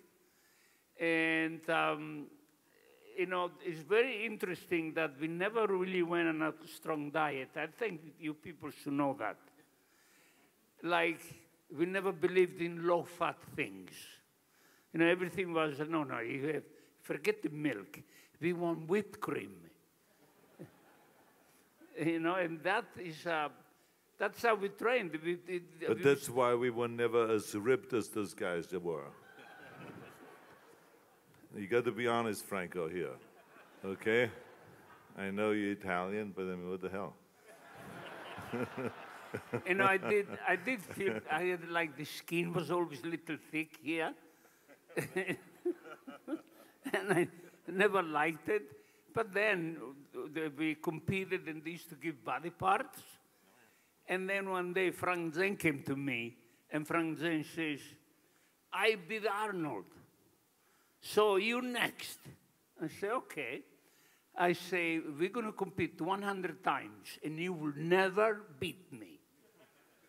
And I say, even in your sit-ups, he used to do 1,000 sit-ups. And when I got to 25, I had aches and pains and I went home. And I beat him sit-ups, so after that he got used to it to lose. But, you know, I want to say that we didn't even know probably, I don't know, you knew. But once in a while we did mind training, you know, like talking like that with the mind, and I didn't even know I was doing that probably. Take me back, Arnold, to your early days with Franco. Before the big bucks started rolling in, you guys were putting up bricks. You were building walls in California. Take us back to that. Well, bodybuilding started like that, you know, where people really had to work and had to have a regular job. And so because I was Mr. Universe and because Franco was Mr. Universe and Mr. Olympia, didn't mean that we didn't have to work. I mean, I remember Joe Weider gave us $65 a week. Wow. Okay, so you have to think about that. But we were very grateful that we got that money because it gave us a little cushion and a little bit something. But the fact of the matter is that, you know, we had to go out and do construction work.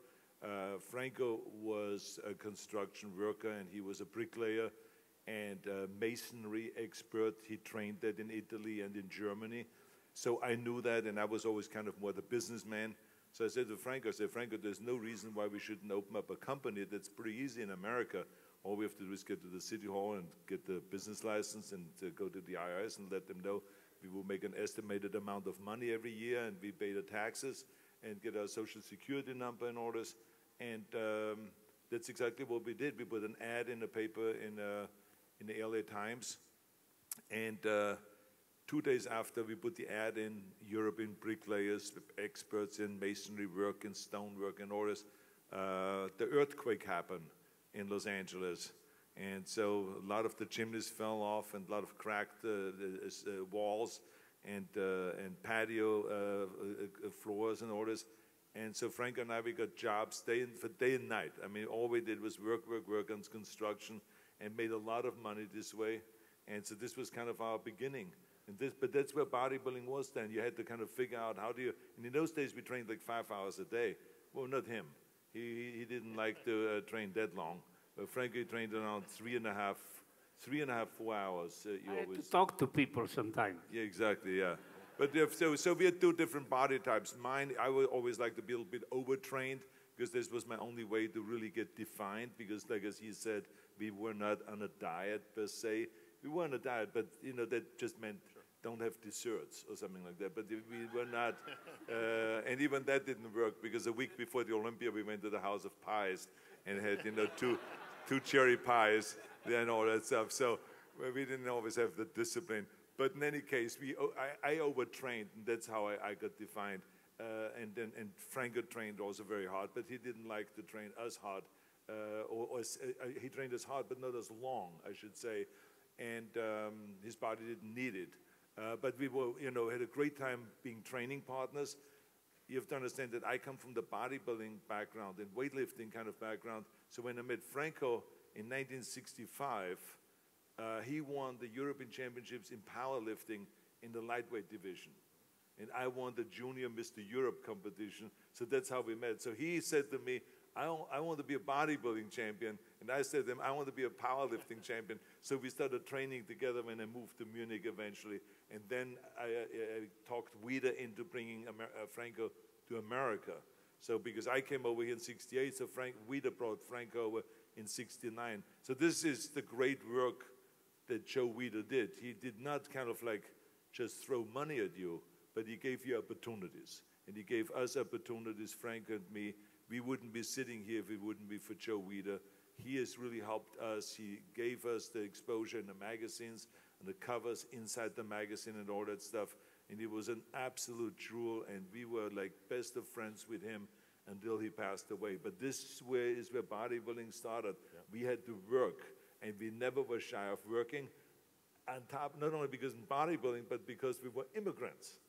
And Franco and I, we were always the kind of immigrants. We loved America, and we said, we got to work twice as hard as the Americans because we have to give something back to say thank you to America for receiving us with open arms and giving us all these opportunities. Thank you. Yeah. Franco, how was Arnold as a bricklayer? He never lit a brick. He was a helper. He mixed the cement, you know, and, you know, with the wheelbarrow, he was very busy. I had to lay the bricks. However, you know, like, to talk about Joe Weider, he was very generous. We actually started training, and when we laid bricks, one good thing came out of that, and that was we got more definition. And Joe Weider actually, Arnold started with $65. Then I got 65. Then Arnold got a raise. He got 85 a week. You okay? Yes. It was big progress. He was bigger than you. Yeah, it was big progress. Arnold was more the champion, you know. One thing I can tell you is I remember the routine that was here became kind of known because, so Franco was a very good craftsman. I was the business guy. I always was good with numbers. So I said to Franco, I said, let me work out and make the proposals and work out the estimates. So I started working and measuring things and writing down numbers, but all in German, centimeters and millimeters and meters and all that stuff, so that the people could not understand when they were looking at our paper. So then I said, okay, Franco, how much do you think this will be approximately? What do you think? Franco says it will be probably $2,000 or so. He says that the material will be $1,000, borrowing the wheelbarrow and the mixing machine and all that stuff will cost. So he says, I think for $2,000 we can do it. So I would then go to the person and they would say, Franco says it is $5,000. And they said, $5,000. And I said, well, let me work him over a little bit. They said, I think I can get him down to around 4. I said, but let me work on it a little bit. So Frank and I will get in the corner and we start screaming in German, das kannst du doch nicht machen, das ist doch viel zu teuer. Das ist nicht so eine große Fläche. Komm doch, Frank, du musst jetzt arbeiten. And this is how we were arguing, and they couldn't understand a thing we were saying. And Franco was arguing back in German and in Italian and all this, and then they would go back and they says, okay. I say, I got him down to $4,000. So this is how we made up the estimate. So the Franco was very happy with my estimates. But sometimes we did argue really. Actually, I believed we're going to lose the job. And we had like $3 in the pocket. I said, no, if we lose the job, you got to lower the price. And he would tell him, okay, Franco, I lower the price. He told him, no, 4,000. Yeah, exactly. And I said, can you start right now? You know? How did you do this with Joe Weider? Now, I know you used the same tactics to Joe Weider. How did you work this with Joe to get raises? Joe Weider had different things in the mind. He would go to Arnold and never talk to me too much about Arnold was like the boss in that area. Yeah. And he would say, Arnold, I need 10 articles. You do the articles with Franco, call Frank Zane, then we will call all the guys to the apartment and do crazy articles. And at the same time, Joe Weider, one time I asked him, I will never ask him again.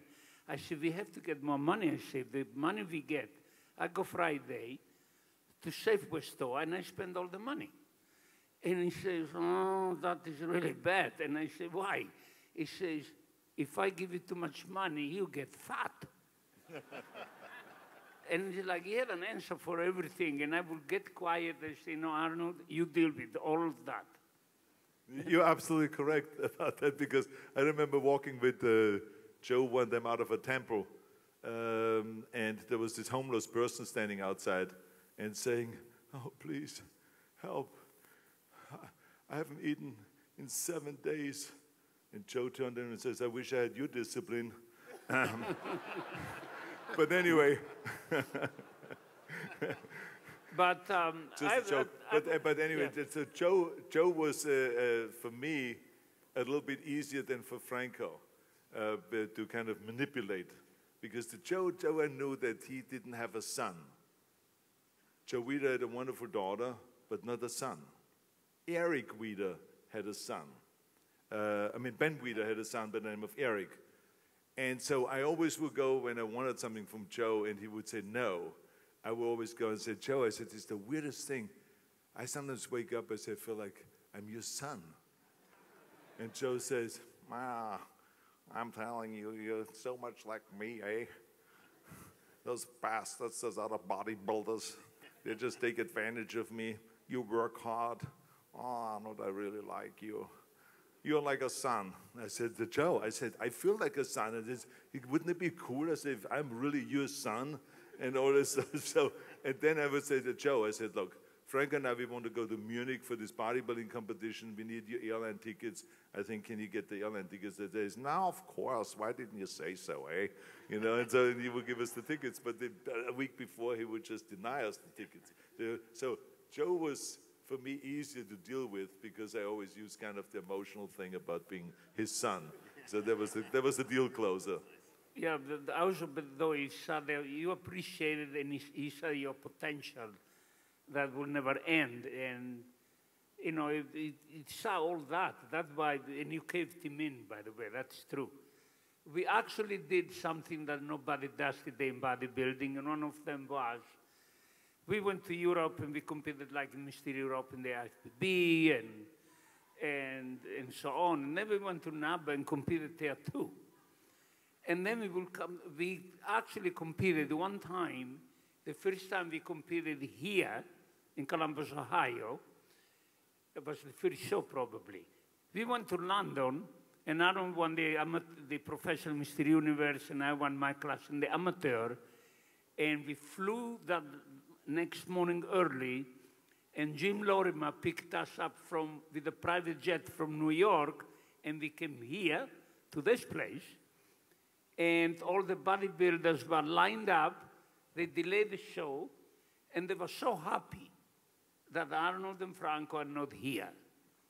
And then we show up from behind, and somehow I say, you go there, and I go here. And then every time I say something Arnold doesn't like to listen, then he switches it.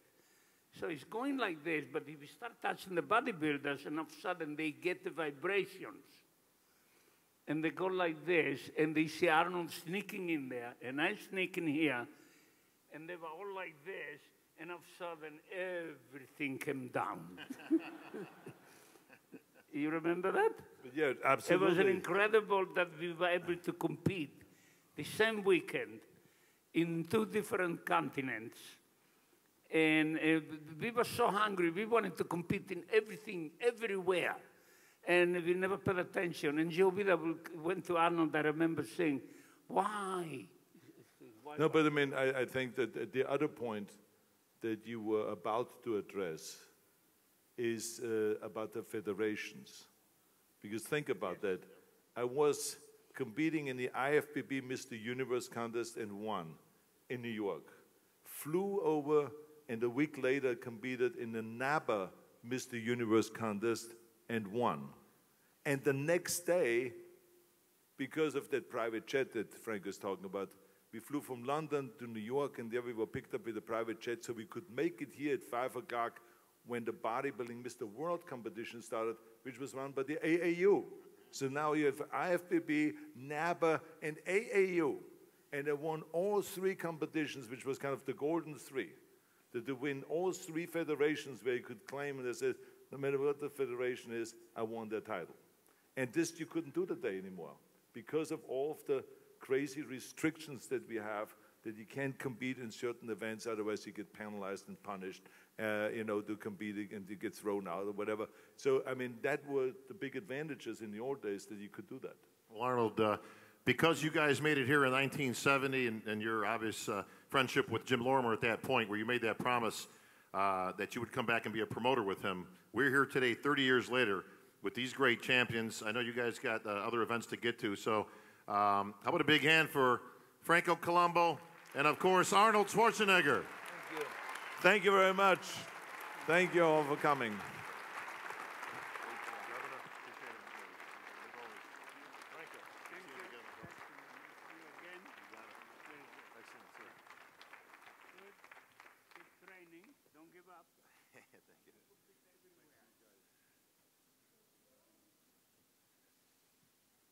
All right, always entertaining. I love hearing the old stories, of course, with Franco and Arnold, and they've got a million of them with Joe Weider, and some. Of course, everybody's got a Joe Weider imitation, including Arnold.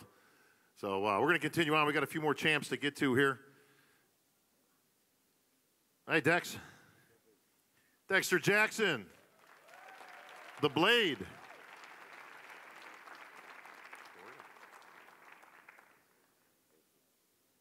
Need his microphone on. Who turned my mics off? Try it now, Dex. There we go. There we go. What's up, champ? Just tired, man. Tired. One difference is between yesterday and today is obviously with each year it gets a little bit more tiring battling with these young guys on here. You and William had a great battle last night. That was close, Dex. Very close. It was close after prejudging. It was even closer. I thought you sharpened up at night a little bit, which made it a little bit closer even more. Smoke clears, you're still in the runner-up position, which you can't be. I mean, you have to be disappointed on one hand, but not on the other.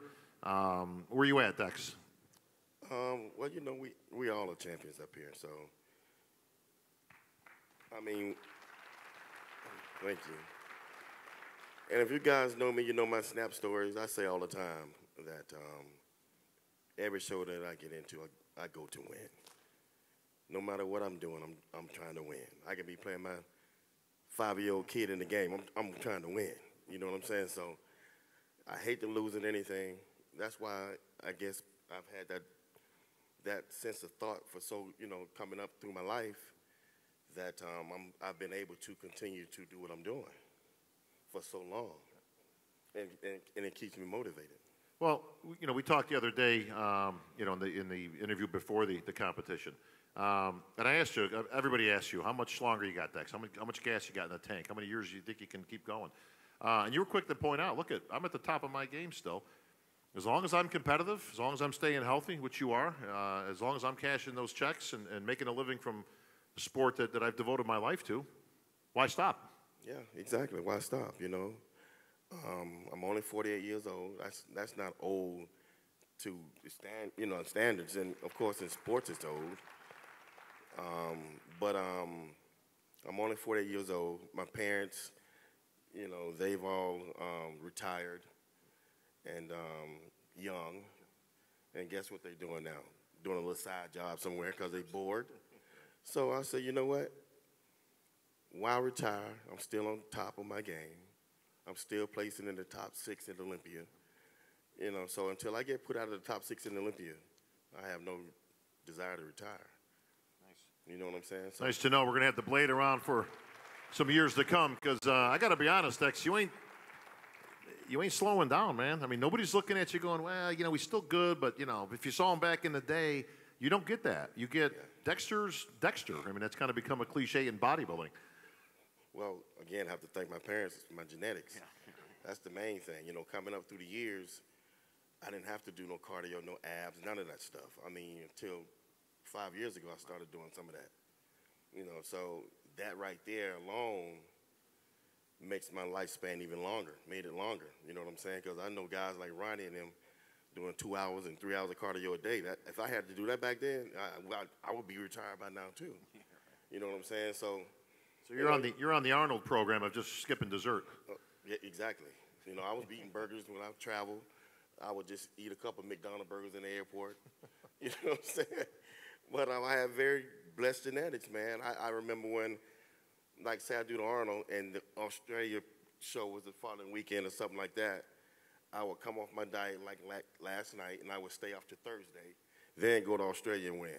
You know, so, but I can't do that now, you know, because I'm smart. I probably can, but I'm smarter now. I'm smarter now, so I just need to make sure that I stay on top of my game, and like I said, I try and win everything I enter.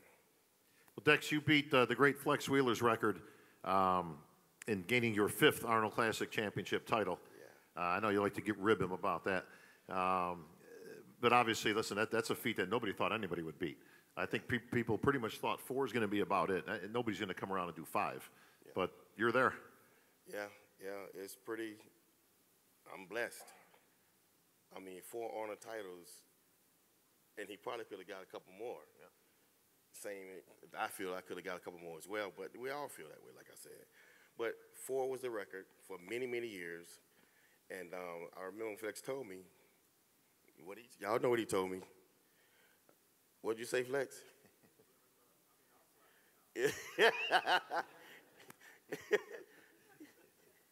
No, like I said, you know, back then it was me and Ronnie, and you know we were just running the game, and Dexter, as aggressive as he is, little young whippersnapper, you know, shooting his mouth off. And, you know, I already said it. I said, hey, if you ever think you're going to break my record, you know, wake up and slap the shit out of yourself. But I guess it's me getting slapped now. So, but again, records are meant to be broken, and I've always said, if anybody was to break my record, I want it to be you, and you did. So, congratulations. Thank you. Well, when Flex said that, that fueled me. You know what I'm saying? Because, you know, as many shows as I've competed in, I knew I had a shot to do it. You have to compete. You would have to compete as long as I'm competing to be able to break this record. It's really almost as impossible, okay? Because most of the guys, when they start winning the Arnold a couple times, then they become a strong Olympic contender. Then they want to start skipping the Arnold. See, I didn't do that. You know what I'm saying? I only won 1, and then that allowed me to say, you know what? Let's go back to doing Arnold. And that's how I continue doing them and winning them. What's the schedule now? You certainly don't seem like you're slowing down. Australia in 2 weeks? You gonna make the trip? Australia in 2 weeks, and then I'm gonna, you know, sit it out to the Olympia. So, you know, I'm gonna give it all I got for the Australia. Everybody know me. I come to win, so they all better be ready. That's a special show for you. I mean, obviously, Australia is quite the flight. You've done this a number, but that's a show you don't miss, though, Dex. Like you say, you're going to take the rest of the year off till the Olympia, but you made sure to hit Australia. I mean, it makes sense. You're already in shape. Why not? Yeah.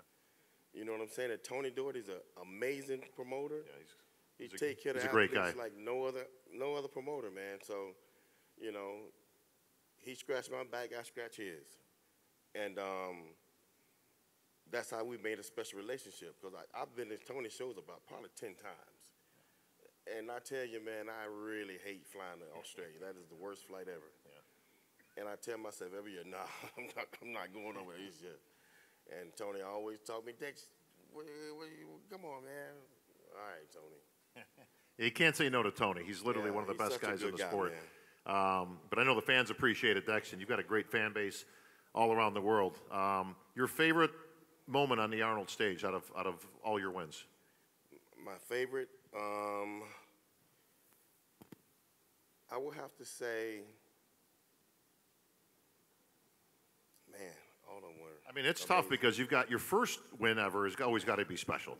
I mean, you won the Arnold Classic, you know, but you've got monumental spaces. I mean, you've also got a 5th one that beats the record and puts 5 in your. Exactly. So that's got to be it's a tough question. But is there any one moment that stands out above the rest of a special moment for you? Well, you know, the first one, you know, I was always told you never win a big show. So the Arnold was the show that I wanted to win. So that was special in itself. Then the next special one, I think, was when I lost the Olympia title. Most people think when people lose, that's on the top. You know, they pretty much going down, they retire. So when I won, when I lost it in the Olympia title in 2008, and then 2009, I took a little downslide and wasn't placing as high as I normally do. I'm still top 5 somewhere in there. and I met George after, a couple years after, and then I won 2013 Arnold. So that was really special as well because, you know, coming back to win after I was on the downslide and contemplating on retiring, you know what I'm saying? So that was really special. And then 2015, when I broke the record, of course, breaking Flex's record, which was, you know, he's my idol, man, growing up. I mean, that was really, really special. So, you know, I would have to say those three. I can't just say one. Nor should you, my friend. The Blade, Dexter Jackson. Thank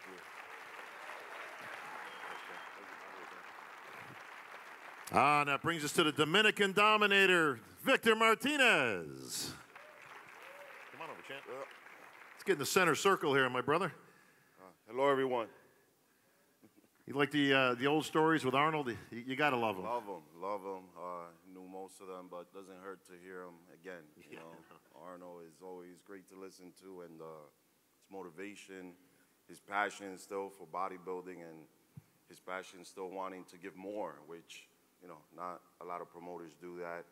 Not a lot of people that have shows, and I hope to follow his lead, having my own shows. Same way, raising the money every year for the first pro show I'm having. So that's... and tell everybody about that. I was going to get to that afterwards, but as long as you brought it up, let's get to that now. Victor has thrown his hat into the promotion ring. We've got IFBB pro qualifying events all over the world now, and you were quick to jump in there and go, hey, man, I want mine. Yeah, I mean, you know, organizations fight, they argue, they break up, and it was good. It was good for us. Yeah, you know. Yeah, we're not complaining. Really. Yeah, it gave us opportunities to have our own shows, put our own shows together, and you know, I'm having a pro show in the Dominican Republic, DR Coat of Arms. Can't have bodybuilding. They said conflict of interest, but whatever. I'm having 212, even though you're putting this on with your buddy John De La Rosa. With John De La Rosa, yes, exactly. And again, you know, first year we have a cap on the monies, but we will be increasing it every year. Again, I don't want to be that show with the same amount of money every year. Again, I want to give more to the bodybuilder, to the physique, to the bikinis, figure girls, anything, you know. Sure. Just keep moving up. Well, Victor, you had your own moment on the Arnold stage. Yes. And you've had some great moments in your career. If we lost Jay, but I was going to give him, I know you're going to give him some crap about the 2007 Olympia. That's why he left. He saw you coming. He's like, Jay's like, good time to hit the bathroom right now. And that was a moment that you missed by this much. You know, you're literally this far away from that Olympia title. But you do have an Arnold Classic title. Tell us about that moment when you won. No, it was great. I mean, that year, I mean, it was just the stars were aligned. You know, everything was perfect. The diet, the training, no injuries, nothing like that. Perfect. Baby on the way. I mean, I couldn't complain at all. You know, it was the perfect year, especially getting ready for the Arnold. And nothing better than Arnold handing you a trophy, his trophy. I mean, the handshake, of course, always, but Arnold himself, give me your trophy. It's history, and like I always say, it never gets old. No, it sure don't. And speaking of old, we got some champions over here, Victor. That's a joke, if anybody caught that one there. Everybody's getting sleepy now. What do you think as you look down this lineup of greats, again, from the first Arnold to obviously today, and some of the champions and that you followed in the footsteps of these gentlemen that share the stage with you? Motivation. Every time I see them, again, it's just not just Arnold, but seeing all these guys. I mean, Mike Ashley, Rich Gaspari, Shawn Ray. I mean, Vince Taylor always. I mean, great attitude no matter what. I don't think I ever seen him angry. That's because he was eating cheeseburgers while you were eating chicken breasts. Oh, Flex. Put you in a good mood automatically. Yeah, Flex Wheeler, of course. I mean, his shape. I mean, many can try and copy it. Don't. It's not going to happen ever, so just get over it. Mike Francois always was a big fan only because his tenacity and, again, the way he just entered the Arnold and came in and crushed so many guys that were, you know, that were bodybuilding famous, but he just came in and crushed them. And Ronnie, I mean, I can't say enough about Ronnie. Ronnie's just, he's a beast. He just goes out and does it, doesn't think twice, doesn't doubt himself. He always, I mean, people say, think you're going to win.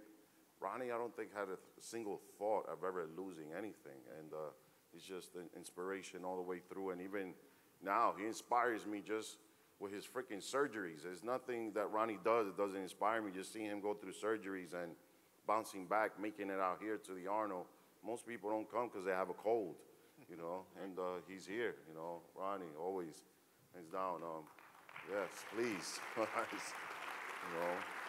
Well, Victor, you certainly put your mark on the bodybuilding history yourself, obviously, with an Arnold Classic championship and many other championships throughout the years. What's the future hold? You're certainly not done yet. And now you know you've got to keep going because Dexter keeps raising the bar. Yeah. So you can't use age as an excuse anymore. Yeah, can't use age as an excuse. Dexter is a whole other level of inspiration. Again, most people say I'm done, hey, I'm old, and he takes all those excuses out of the box. I mean, come on, you can't say any of that.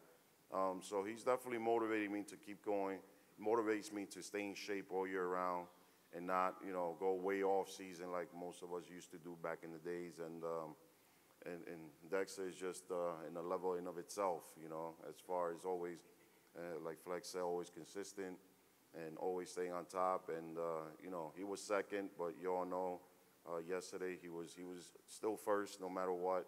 You know, forget the second, he's always first, just being up there. You know, what's up, Dex? Always. And Kai, you guys, you know I started a long time ago. Kai was already, you know, a champion. And where he is now, he should have been a long time ago. I keep saying it time and time again. In the IFBB, he would have been a star, you know, 20 years ago. And, you know, he's a big star now. But me and Kai were the total gym rats in the gym. I mean, we'll work out 4 or 5 hours a day. He will have a bucket of dry chicken. I would have a blimpie sandwich. And in between sets, every once in a while, just play a game of chess, you know. That's what we did, Johnny Last Gym back in the days. And like Ronnie, and one of Ronnie's stories I can relate, I wasn't going to continue bodybuilding, but Chris Dickerson's cousin, Steve Dickerson, said, you know, you could be a champion, you know. He actually got me the gym membership. So I continued. Otherwise, I would have been, you know, somewhere else doing extra security jobs, who knows what, you know. But, not that there's anything wrong with that. No, nothing wrong with that, you know. But I was just a horrible security guard. You know? Other than that, yeah. What's this year looking like, Vic? Are we going to see you on stage this year with the return and get back in that Olympia stage? You know, get back in the Olympia. You know, always great to be on that stage. You know, keep inspiring the fans, motivate, you know, my kids. Got to have my kids see me on that stage. You know, some of them haven't been watching me there, so it'll be great. And like I said, some of us, you know, up here have kids. But probably, I think I'm catching up to Ronnie. Maybe, I don't know if I passed him yet, but, you know, I have a lot of kids. I know Branch has a beautiful daughter, too. It's a Branch, always one of the toughest guys in the gym. I mean, I could always go into the gym and say, I want to go mean and hard and train as crazy as Branch. But it doesn't happen, you know, because he just kills the weight. You know, I'm more like pet the weights a little bit, you know. It's like, yeah, and Cedric, you know, one of my favorites, you know, always push for him to do great. You know, it's something else, you know, he's going up against Dex and all these other guys, but Cedric, always, you know, always looking up to you and always see you up top, you know. He has his whole life. He's one of the young guys, you know, so I ain't worried about him. Still one of the young kids up here. Yeah, exactly, you know. But, well, Vic, thank you, guys. Congratulations on a great career and continued success going forward. Yes. The Olympia wouldn't be the same without the Dominican Dominator there, giving all these young guys hell. So give it up for one of the best. Thank you, guys. Thank you. Victor Martinez. My man, Kai Greene, the Predator. Hello. Well, it's about time we get you back up on a stage. Yeah, well, I was here last night. Yeah, well. I was here this morning. We need you on here with your posing trunks on. I think is what I'm alluding to, Kai. Oh, yeah, that's what's up. That's what's up. Yeah, so, how are you, my friend? I'm great. Thank you, everybody, for staying so late. I know somebody's probably out there saying, I need to eat right now. But thank you for being so kind. And going catabolic. Got to hit that window. Got to keep the game. Oh, yeah. Yes. Oh, yeah. Congratulations on your coverage. I heard it went very well. Hey, you and Sugar Shawn. Hope he. Sugar Shawn Ray. Hope he wasn't too rough on you on the color commentary. Man, he's a diva. He's a diva behind the scenes. But no, I got a lot of opportunity to learn. He's really awesome. Absolutely. Okay, you've really expanded the horizons as obviously a former Arnold Classic champ, Olympia contender for many years, and now it seems like you've taken that next step into anything from movies to production to commercials. We've seen you all over the place on network TV. Congratulations on all your successes. Thank you for saying that. Thank you. And an accomplished artist. I don't want to leave that out because if anybody's ever seen Kai's artwork, absolutely tremendous. I mean, I don't know if you further that more with.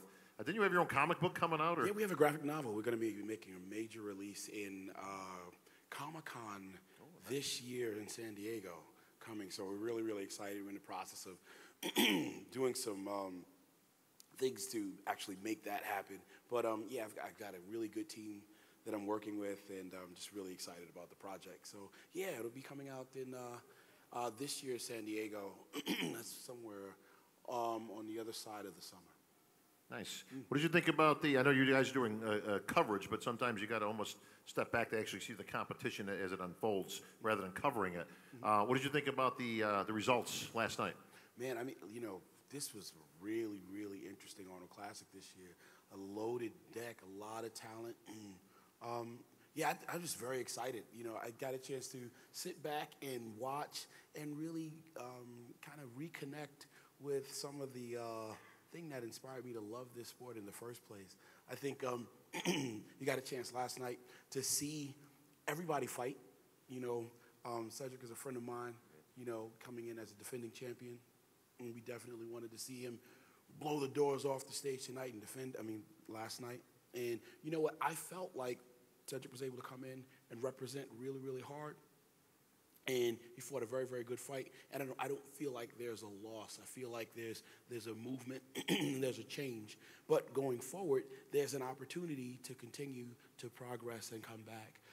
And I love the Arnold Classic stage because it is one of it's probably the stage where the larger dream is, the seeds of the dream are allowed to come true.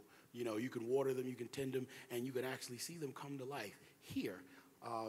As Sean Ray said a little bit earlier, on the other side of this experience, from this stage, you know, it's your career that's able to get a tremendous boost.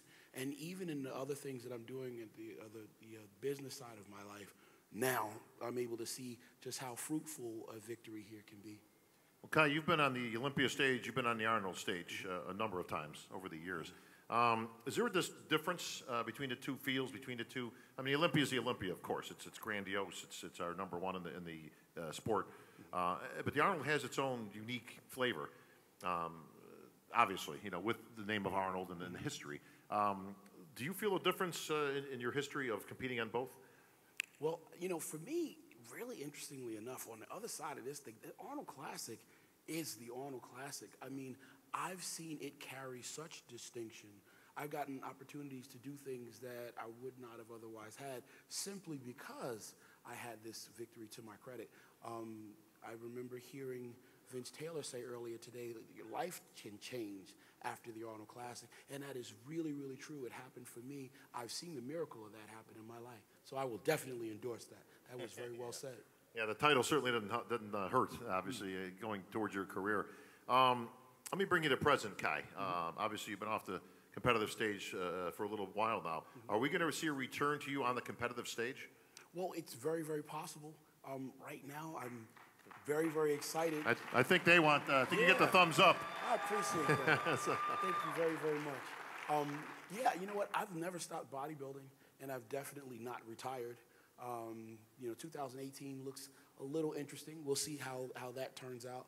I'm really excited about Stranger Things. I'm very excited about some of the things we're doing with Dynamic Muscle this year. And, you know, I have some other pursuits that are really, really important to get done this year. So it'll be interesting to see how the competitive calendar looks, if it's even a possibility, just because we're also doing our first show, the Kai Greene Classic. And believe it or not, I'm going to get into the arena of having a show. I'm going to be a show promoter. So, you know, well, you look like a show promoter. Right. If this doesn't scream, I'm a promoter, I mean, what does? Well, you know, I've got a lot to be excited about and a lot to be thankful for, and no doubt about it, the Arnold Classic stage has been a tremendous help to creating that reality for myself. Kai, does seeing Dexter continue to do what he does at 48, does that broaden that spectrum of, you know, maybe some years ago I would have thought, well, you know, I'm getting older now and I've kind of done a whole bunch of things, maybe it's time to move on. But when you're seeing a guy like Dexter at 48 continue to dominate the stage and put titles in his back pocket, you know, I mean, it has to kind of broaden your horizons of, well, look at, he's still doing it at 48, so I got some years ahead of me still. I mean, if you want to think like that, I mean, also too, I got a chance to see like last night, you know, just seeing Dexter in the lineup, he really forces all of the other guys that were competing last night to fight and step up their game. It's almost, I saw not the Lion King, but I got a chance to see, I hit you up with that Lion King thing all the time, but I got a chance to see Black Panther recently, and I loved the movie. Not endorsing it, but I'm just trying to say that there was a character in the film that in the process, he got a chance to, he was another king that got a chance to stand up and vie for the title of being the Black Panther king. And interestingly enough, he wasn't doing it to serve his own ambition to become the Black Panther. He did it just to test the fiber, you know, of those that were identifying themselves as worthy. You know, so I just think that, you know, when you have a statesman like Dexter Jackson in the lineup last night, you know, what happens is it's not a loss. What it does is it helps the other athletes, you know, get a chance to try their test, try their fiber, you know, and see if they are worthy. You know, I really think that that was a really good thing that happened last night, and I feel myself privileged to have gotten a chance to see it happen here on this stage. Absolutely. Kai, you grew up a fan of the sport, as I did, as Shawn alluded to earlier. He's a fan of bodybuilding first and foremost, then a bodybuilder. I know you know your history very well about bodybuilding. When you look at some of the great champs that won this very title that you won, was there anybody that inspired you? Now, you obviously have your own unique style of posing. I think we can agree on. But not necessarily. But you've always appreciated all kinds of posing. Shawn Ray's very classical in his posing. Vince Taylor, obviously, you know, opened that door, you know, with the Terminator routines and stuff. But is there anybody that you looked up to back then in terms of their posing and presentation? Was it a Vince Taylor style that was closer to you, or was it a Shawn Ray style that was completely classical and different? Well, honestly, I think if the truth be told, everybody had something to contribute that was worthy to watch and pay attention to. I mean, a lot of times when people think about posing, they'll think about just pretty flashy movements, you know, and call that posing. But, you know, being aware of your technical fundamentals is very, very important. And I think what happens is when you got a chance to look at a lot of the veteran Arnold Classic competitors and champions, one thing that they have in common is very strong command and awareness of their basics. Basics are critically important. You can't, I remember hearing Flex Wheeler say in an interview when I was a kid, you can't fly. He cannot fly if he didn't have his basics down, if he did not have his basics together. So the fundamentals are important, and I think before you can get to a place where you can be flashy, flashy, flashy, you have to have solid command of your fundamentals. So yeah, man, I got a chance to watch over and over and over again, you know, the Rich Gasparis of this experience. I watched Rich Gaspari's posing routine. You know, there's a number of them done at the Olympia that were really, really awesome masterpieces in their own right. They really were. You know, he paid attention to detail, and he really did spend time developing his posing. I could say that about everybody, but, you know, when you're looking for it, you can see it. And I think there was a lesson to be gained from each of the athletes. You know, Mike Ashley, believe it or not, I watched and watched. There's a number of really awesome things that I got a chance to see him do. That, you know, interesting, and most muscular with your hands out to the side like this with the one leg forward, flexing the quads. Now, I remember seeing Mike Ashley do it and having a number of photos that actually made the magazine over and over again as one of those amazing just shots that always inspired me. I can do this with each athlete, and I know you don't want to hear me do that because Kai's known for being very long-winded, but I want to say this most of all, that it's athletes like these gentlemen here, these champions, that really helped an athlete like me develop an appreciation for the art and the love, for it. Now, a lot of times today, people will talk about, they'll sooner, get lost in these conversations about drugs or these other things that are really not bodybuilding. It's not bodybuilding. Bodybuilding is not those things as much as it is the beautiful fundamentals that I got a chance to see and appreciate when I looked at these champions in front of me. I count myself privileged to be able to join this class of elite athletes, and we welcome the new on the other end with Will that left, and Cedric. Going forward, man, I just want to thank everybody for coming tonight and being so cool to help us celebrate this experience this year. All right, thank you, Kai. Great having you here. Appreciate it. And hopefully we'll see Kai coming to a stage near you. Stranger things have happened, my friend. Things can happen. That's right. That's what's up. All right, let's bring up the hardest working man in bodybuilding, the Texas Titan, Branch Warren. All right, what's up, champ? First, I'd just like to thank all of you for coming out, supporting us, supporting the Arnold Classic. If it wasn't for you guys and your support, we wouldn't have an Arnold Classic, so thank you. Branch, it's great to see the fans out, and I do appreciate you all coming here. I mean, it's great to hear from the governor and Franco, and I love the old stories. I mean, it's great, and especially from the champs. I mean, it's always great to see everybody's perspective. Branch is a veteran competitor on the Arnold stage. As you were quick to correct me, 6 most muscular titles, and including some Arnold Classic titles themselves. And you missed an Olympia by this much. A second-place finish at the Olympia. You've pretty much done all you can do when it comes to competing, and I know you've turned your attention to business ventures this past year. Tell us about it. My last competition was Arnold Classic in 2016, and you just know when to say when. And I got done with the competition, and I talked to my wife afterwards, and I said, I think this is it. It's a good place to step out, and I accomplished everything I wanted to accomplish. I won every contest in the world except for the Olympia.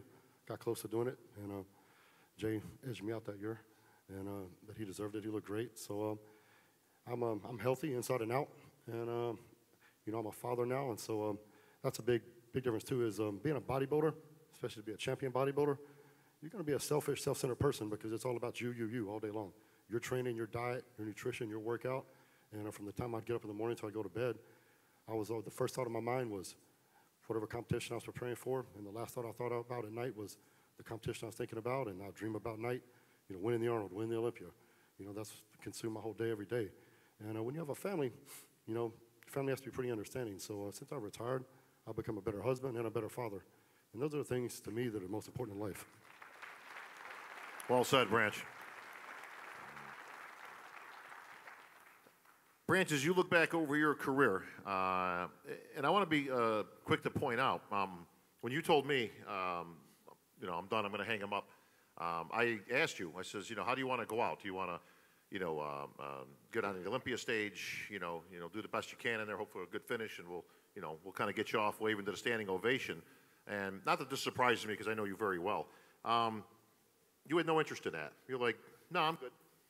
I don't need the big send-off. I don't need the big standing. I appreciate it, but I don't really need that. That doesn't shock me knowing you as I do because that's not really your style. No, like I said, you just know when to say when. And I knew after I did my last competition here at the Arnold that this was a good. It was time. It was time to hang it up and move on to the next chapter of my life. And being very successful with our supplement company. I'm still with Gasp. I have a clothing line through them. I've got 4 competitions and expos. And Dallas, Houston, Minneapolis, and Chicago I'm promoting. Got a new business adventure I'm about to announce next month, so stay tuned. And I didn't need the big send-off. I've been very blessed. I've had a lot of great fans that show me a lot of love, and they still do. So very appreciative to all those guys and girls out there. And I just didn't feel that, I wanted to go out on top. I wanted to go out as a top 5, top 6 guy, which I did, and I was good with it. Branch, I know these gentlemen that are sitting here respect you for a lot of different reasons, but mostly every one of them has had injuries throughout your career, varying from small to, things that are quite substantial. Nobody in this sport has overcome more obstacles and injuries than you have. to get back on it. You've had a multitude of tears and rips, and you tore your quad off the bone and all that, got it reattached and said, I'm not done yet. But I just want to give that credit where it's due, that one of the things most admired about you in the sport of bodybuilding amongst your peers is your tenacity and your willingness to not give up and not let injury take you out. Guys, bad things happen in life. Doesn't matter what you do. If you're a bodybuilder, a football player, just everyday life. So when something bad happens, what are you going to do? Quit? Or are you going to overcome it? And I'll die before I quit. Never quit. And I was in this like I said, it wasn't time to say when. I've had 4 surgeries, a lot of other injuries that didn't require surgery over the years. And I never once thought about quitting. The worst one was the quad injury, 30 days out from the 2011 Mr. Olympia. I just won the first Arnold Classic that year and got 2nd and 3rd in the previous Olympias. And, I was in great shape, and that was the most devastating moment in my career. At that point, I don't know anybody that come back from that particular injury.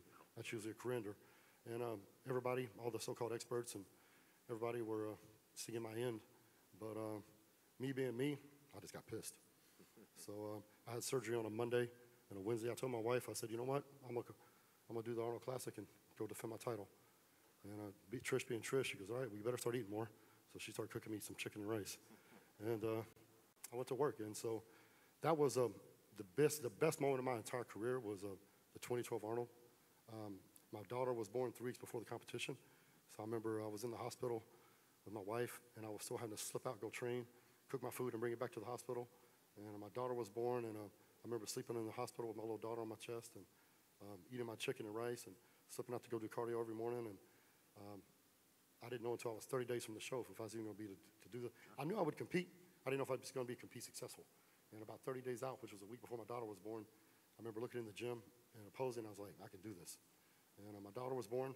3 weeks later, I went and I defended my title and from an injury that was potentially career-ending up until that point. So sometimes the worst things that happen in your life, in the end, turn out to be the best things that happen in your life. And I look back at that injury as a blessing. It taught me a lot about myself, about perseverance and hard work and just overcoming.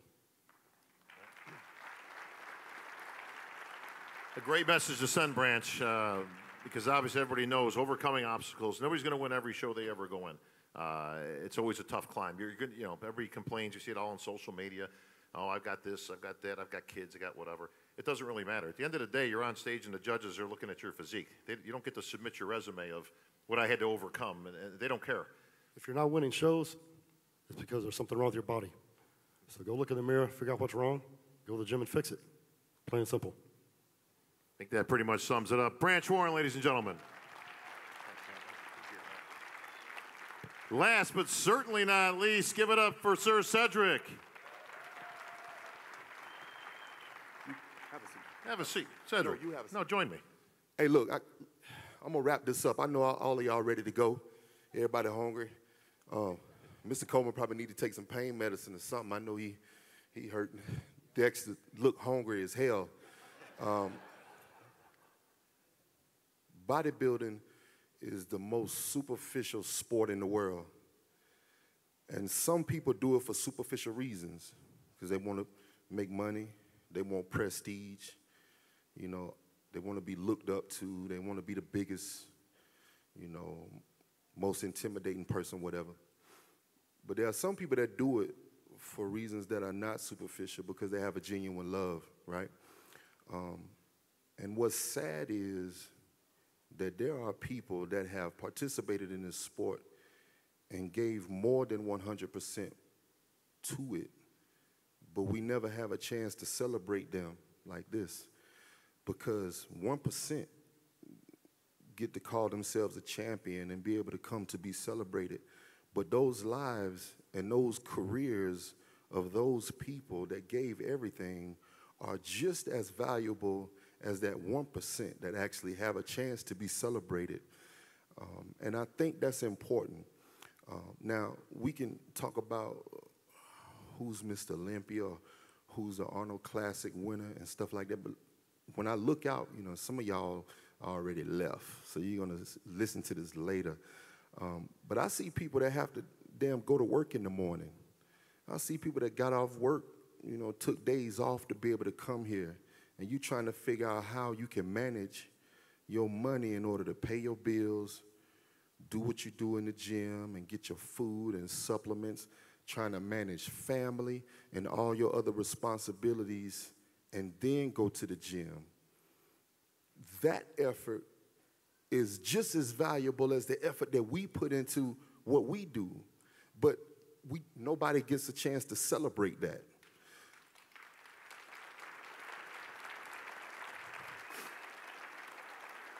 So I'm here to say that for me, you are Mr. and Mrs. Olympia. You are the Mr. and Mrs. Arnold Classic champions because, you know, think about it. Think about this industry. You know, we help to endorse supplement products and we promote the sport. And we get the privilege of focusing on bodybuilding all day long. And we promote it to people that can't focus on it all day long, you know? And there's some understanding that needs to be put in place for that. And I want to tell you, as a soldier working 12, 14, sometimes 20 hours a day, but wanting to be a bodybuilder, that I understand you. And I understand what your struggles are, and I understand where you come from. You don't compete. You don't lift weights. You don't exercise for superficial reasons. Some of you just do it because you want to be healthy. Some of you do it just because you love it. And that is just as special as doing it for a championship for me. So, and without you, we don't even have a reason to be here. We're here for you. So I love you. You know what I'm saying?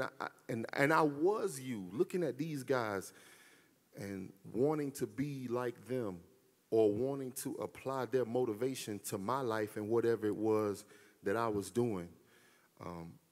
And so that's all I have to say about that. But one more thing, I look at everybody that's sitting up here and all these champions, and some of them gone.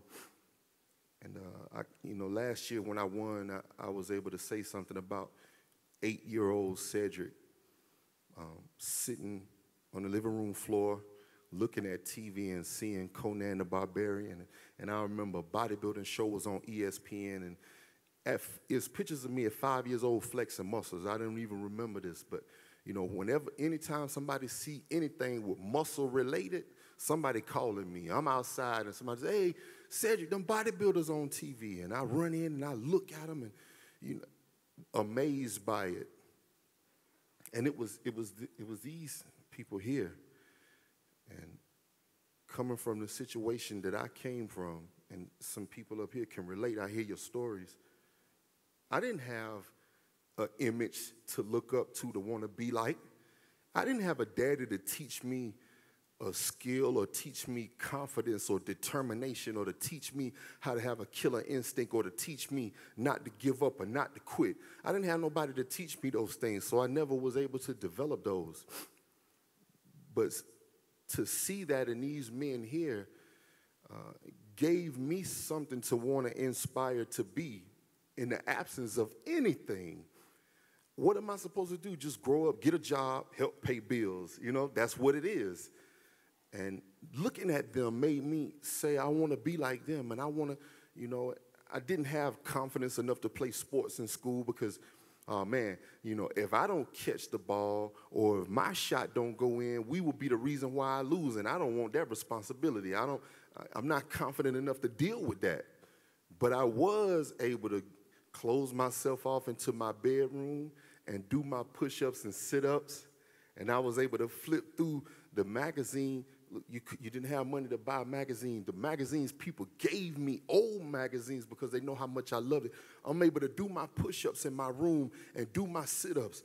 You know, it's a man that my mama in love with, and he mad today, and he beating my mama up. Now, I'm not strong enough to go stop him, but one day I will be, so I'm going to do these curls. I want to kill him, but I'm going to kill these curls until I can stop him. You know, some people do this for reasons that are not superficial, okay? And all of this comes from seeing these champions, but we all can apply these values to the different parts of our life that we have. When I decided one day, you know what, I can be a bodybuilder, I'm going to try it. it immediately went back to the 90s and the 80s and the 70s, to all of those images that I loved. And what I wanted to do was, you know, I watched bodybuilding evolve. As Mr. Ashley said, it evolves. Every sport does. But as the sport evolved, my image of it didn't. My vision of what was beautiful in the sport didn't change. And what I wanted to do was represent the part of bodybuilding that I fell in love with. And, you know, there'll be a few times with some of these guys I've talked to privately, and I tell them, but now I can just say it to everybody. All I wanted, you know, look, let me say this first. I don't have this killer instinct. I don't have this drive and determination that says, I come to every show to win. You know, I heard that said a lot. Why? Because, man, I wasn't born a winner. Being a winner ain't something that I ever thought I could do.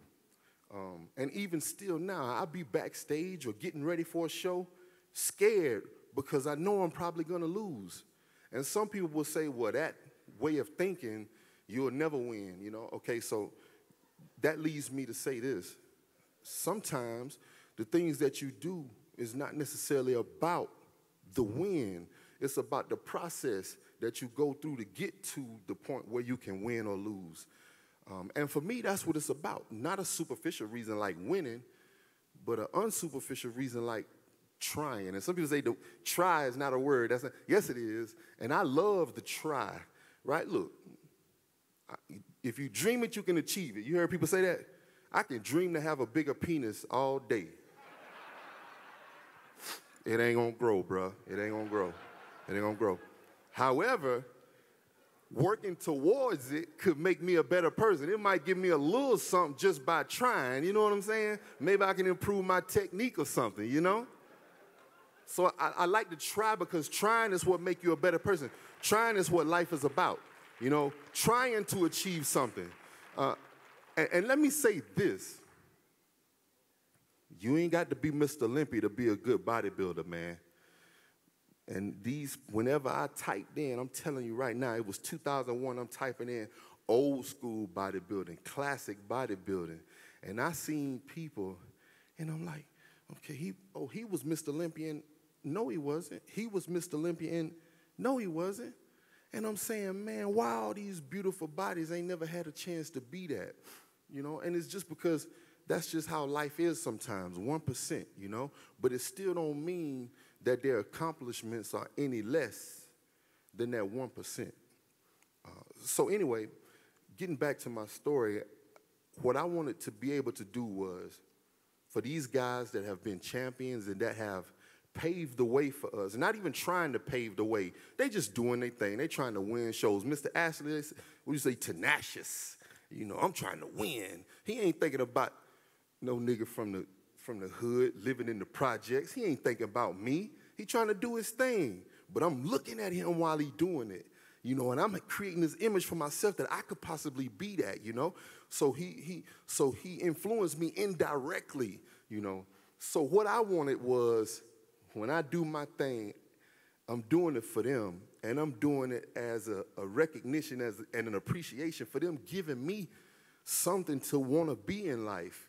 And I just hope that they can look at me, you know, and look, man, I got my ass beat all up and down the stage. You know, whatever place you want to name, I got it, right? You know, I lose more than I win. But I hope that they can look at me and say, you know what, man, back when we was doing our thing, he looked like how we used to look. And he kind of, you know, doing it the way we used to do it. He posed the way we used to do it so that I can give my appreciation back to them by what I'm trying to do and what I'm trying to represent. And so that's what I'm thankful for. And one last thing that I want to say is, don't let nobody define to you what is winning and what is losing.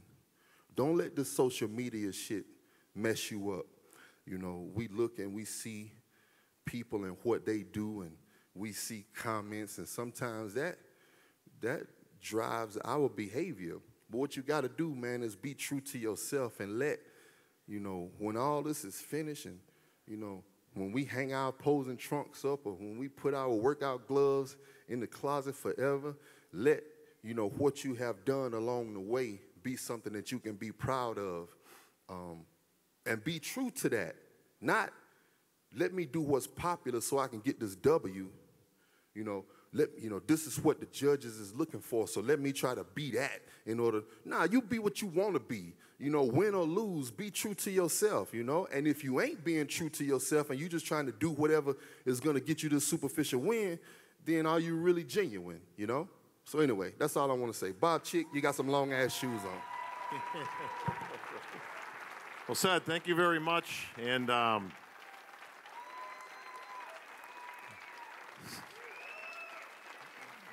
Cedric, one of the things I love most about you is your honesty, your ability to connect with the audience, and certainly some of the most colorful analogies I've ever heard. So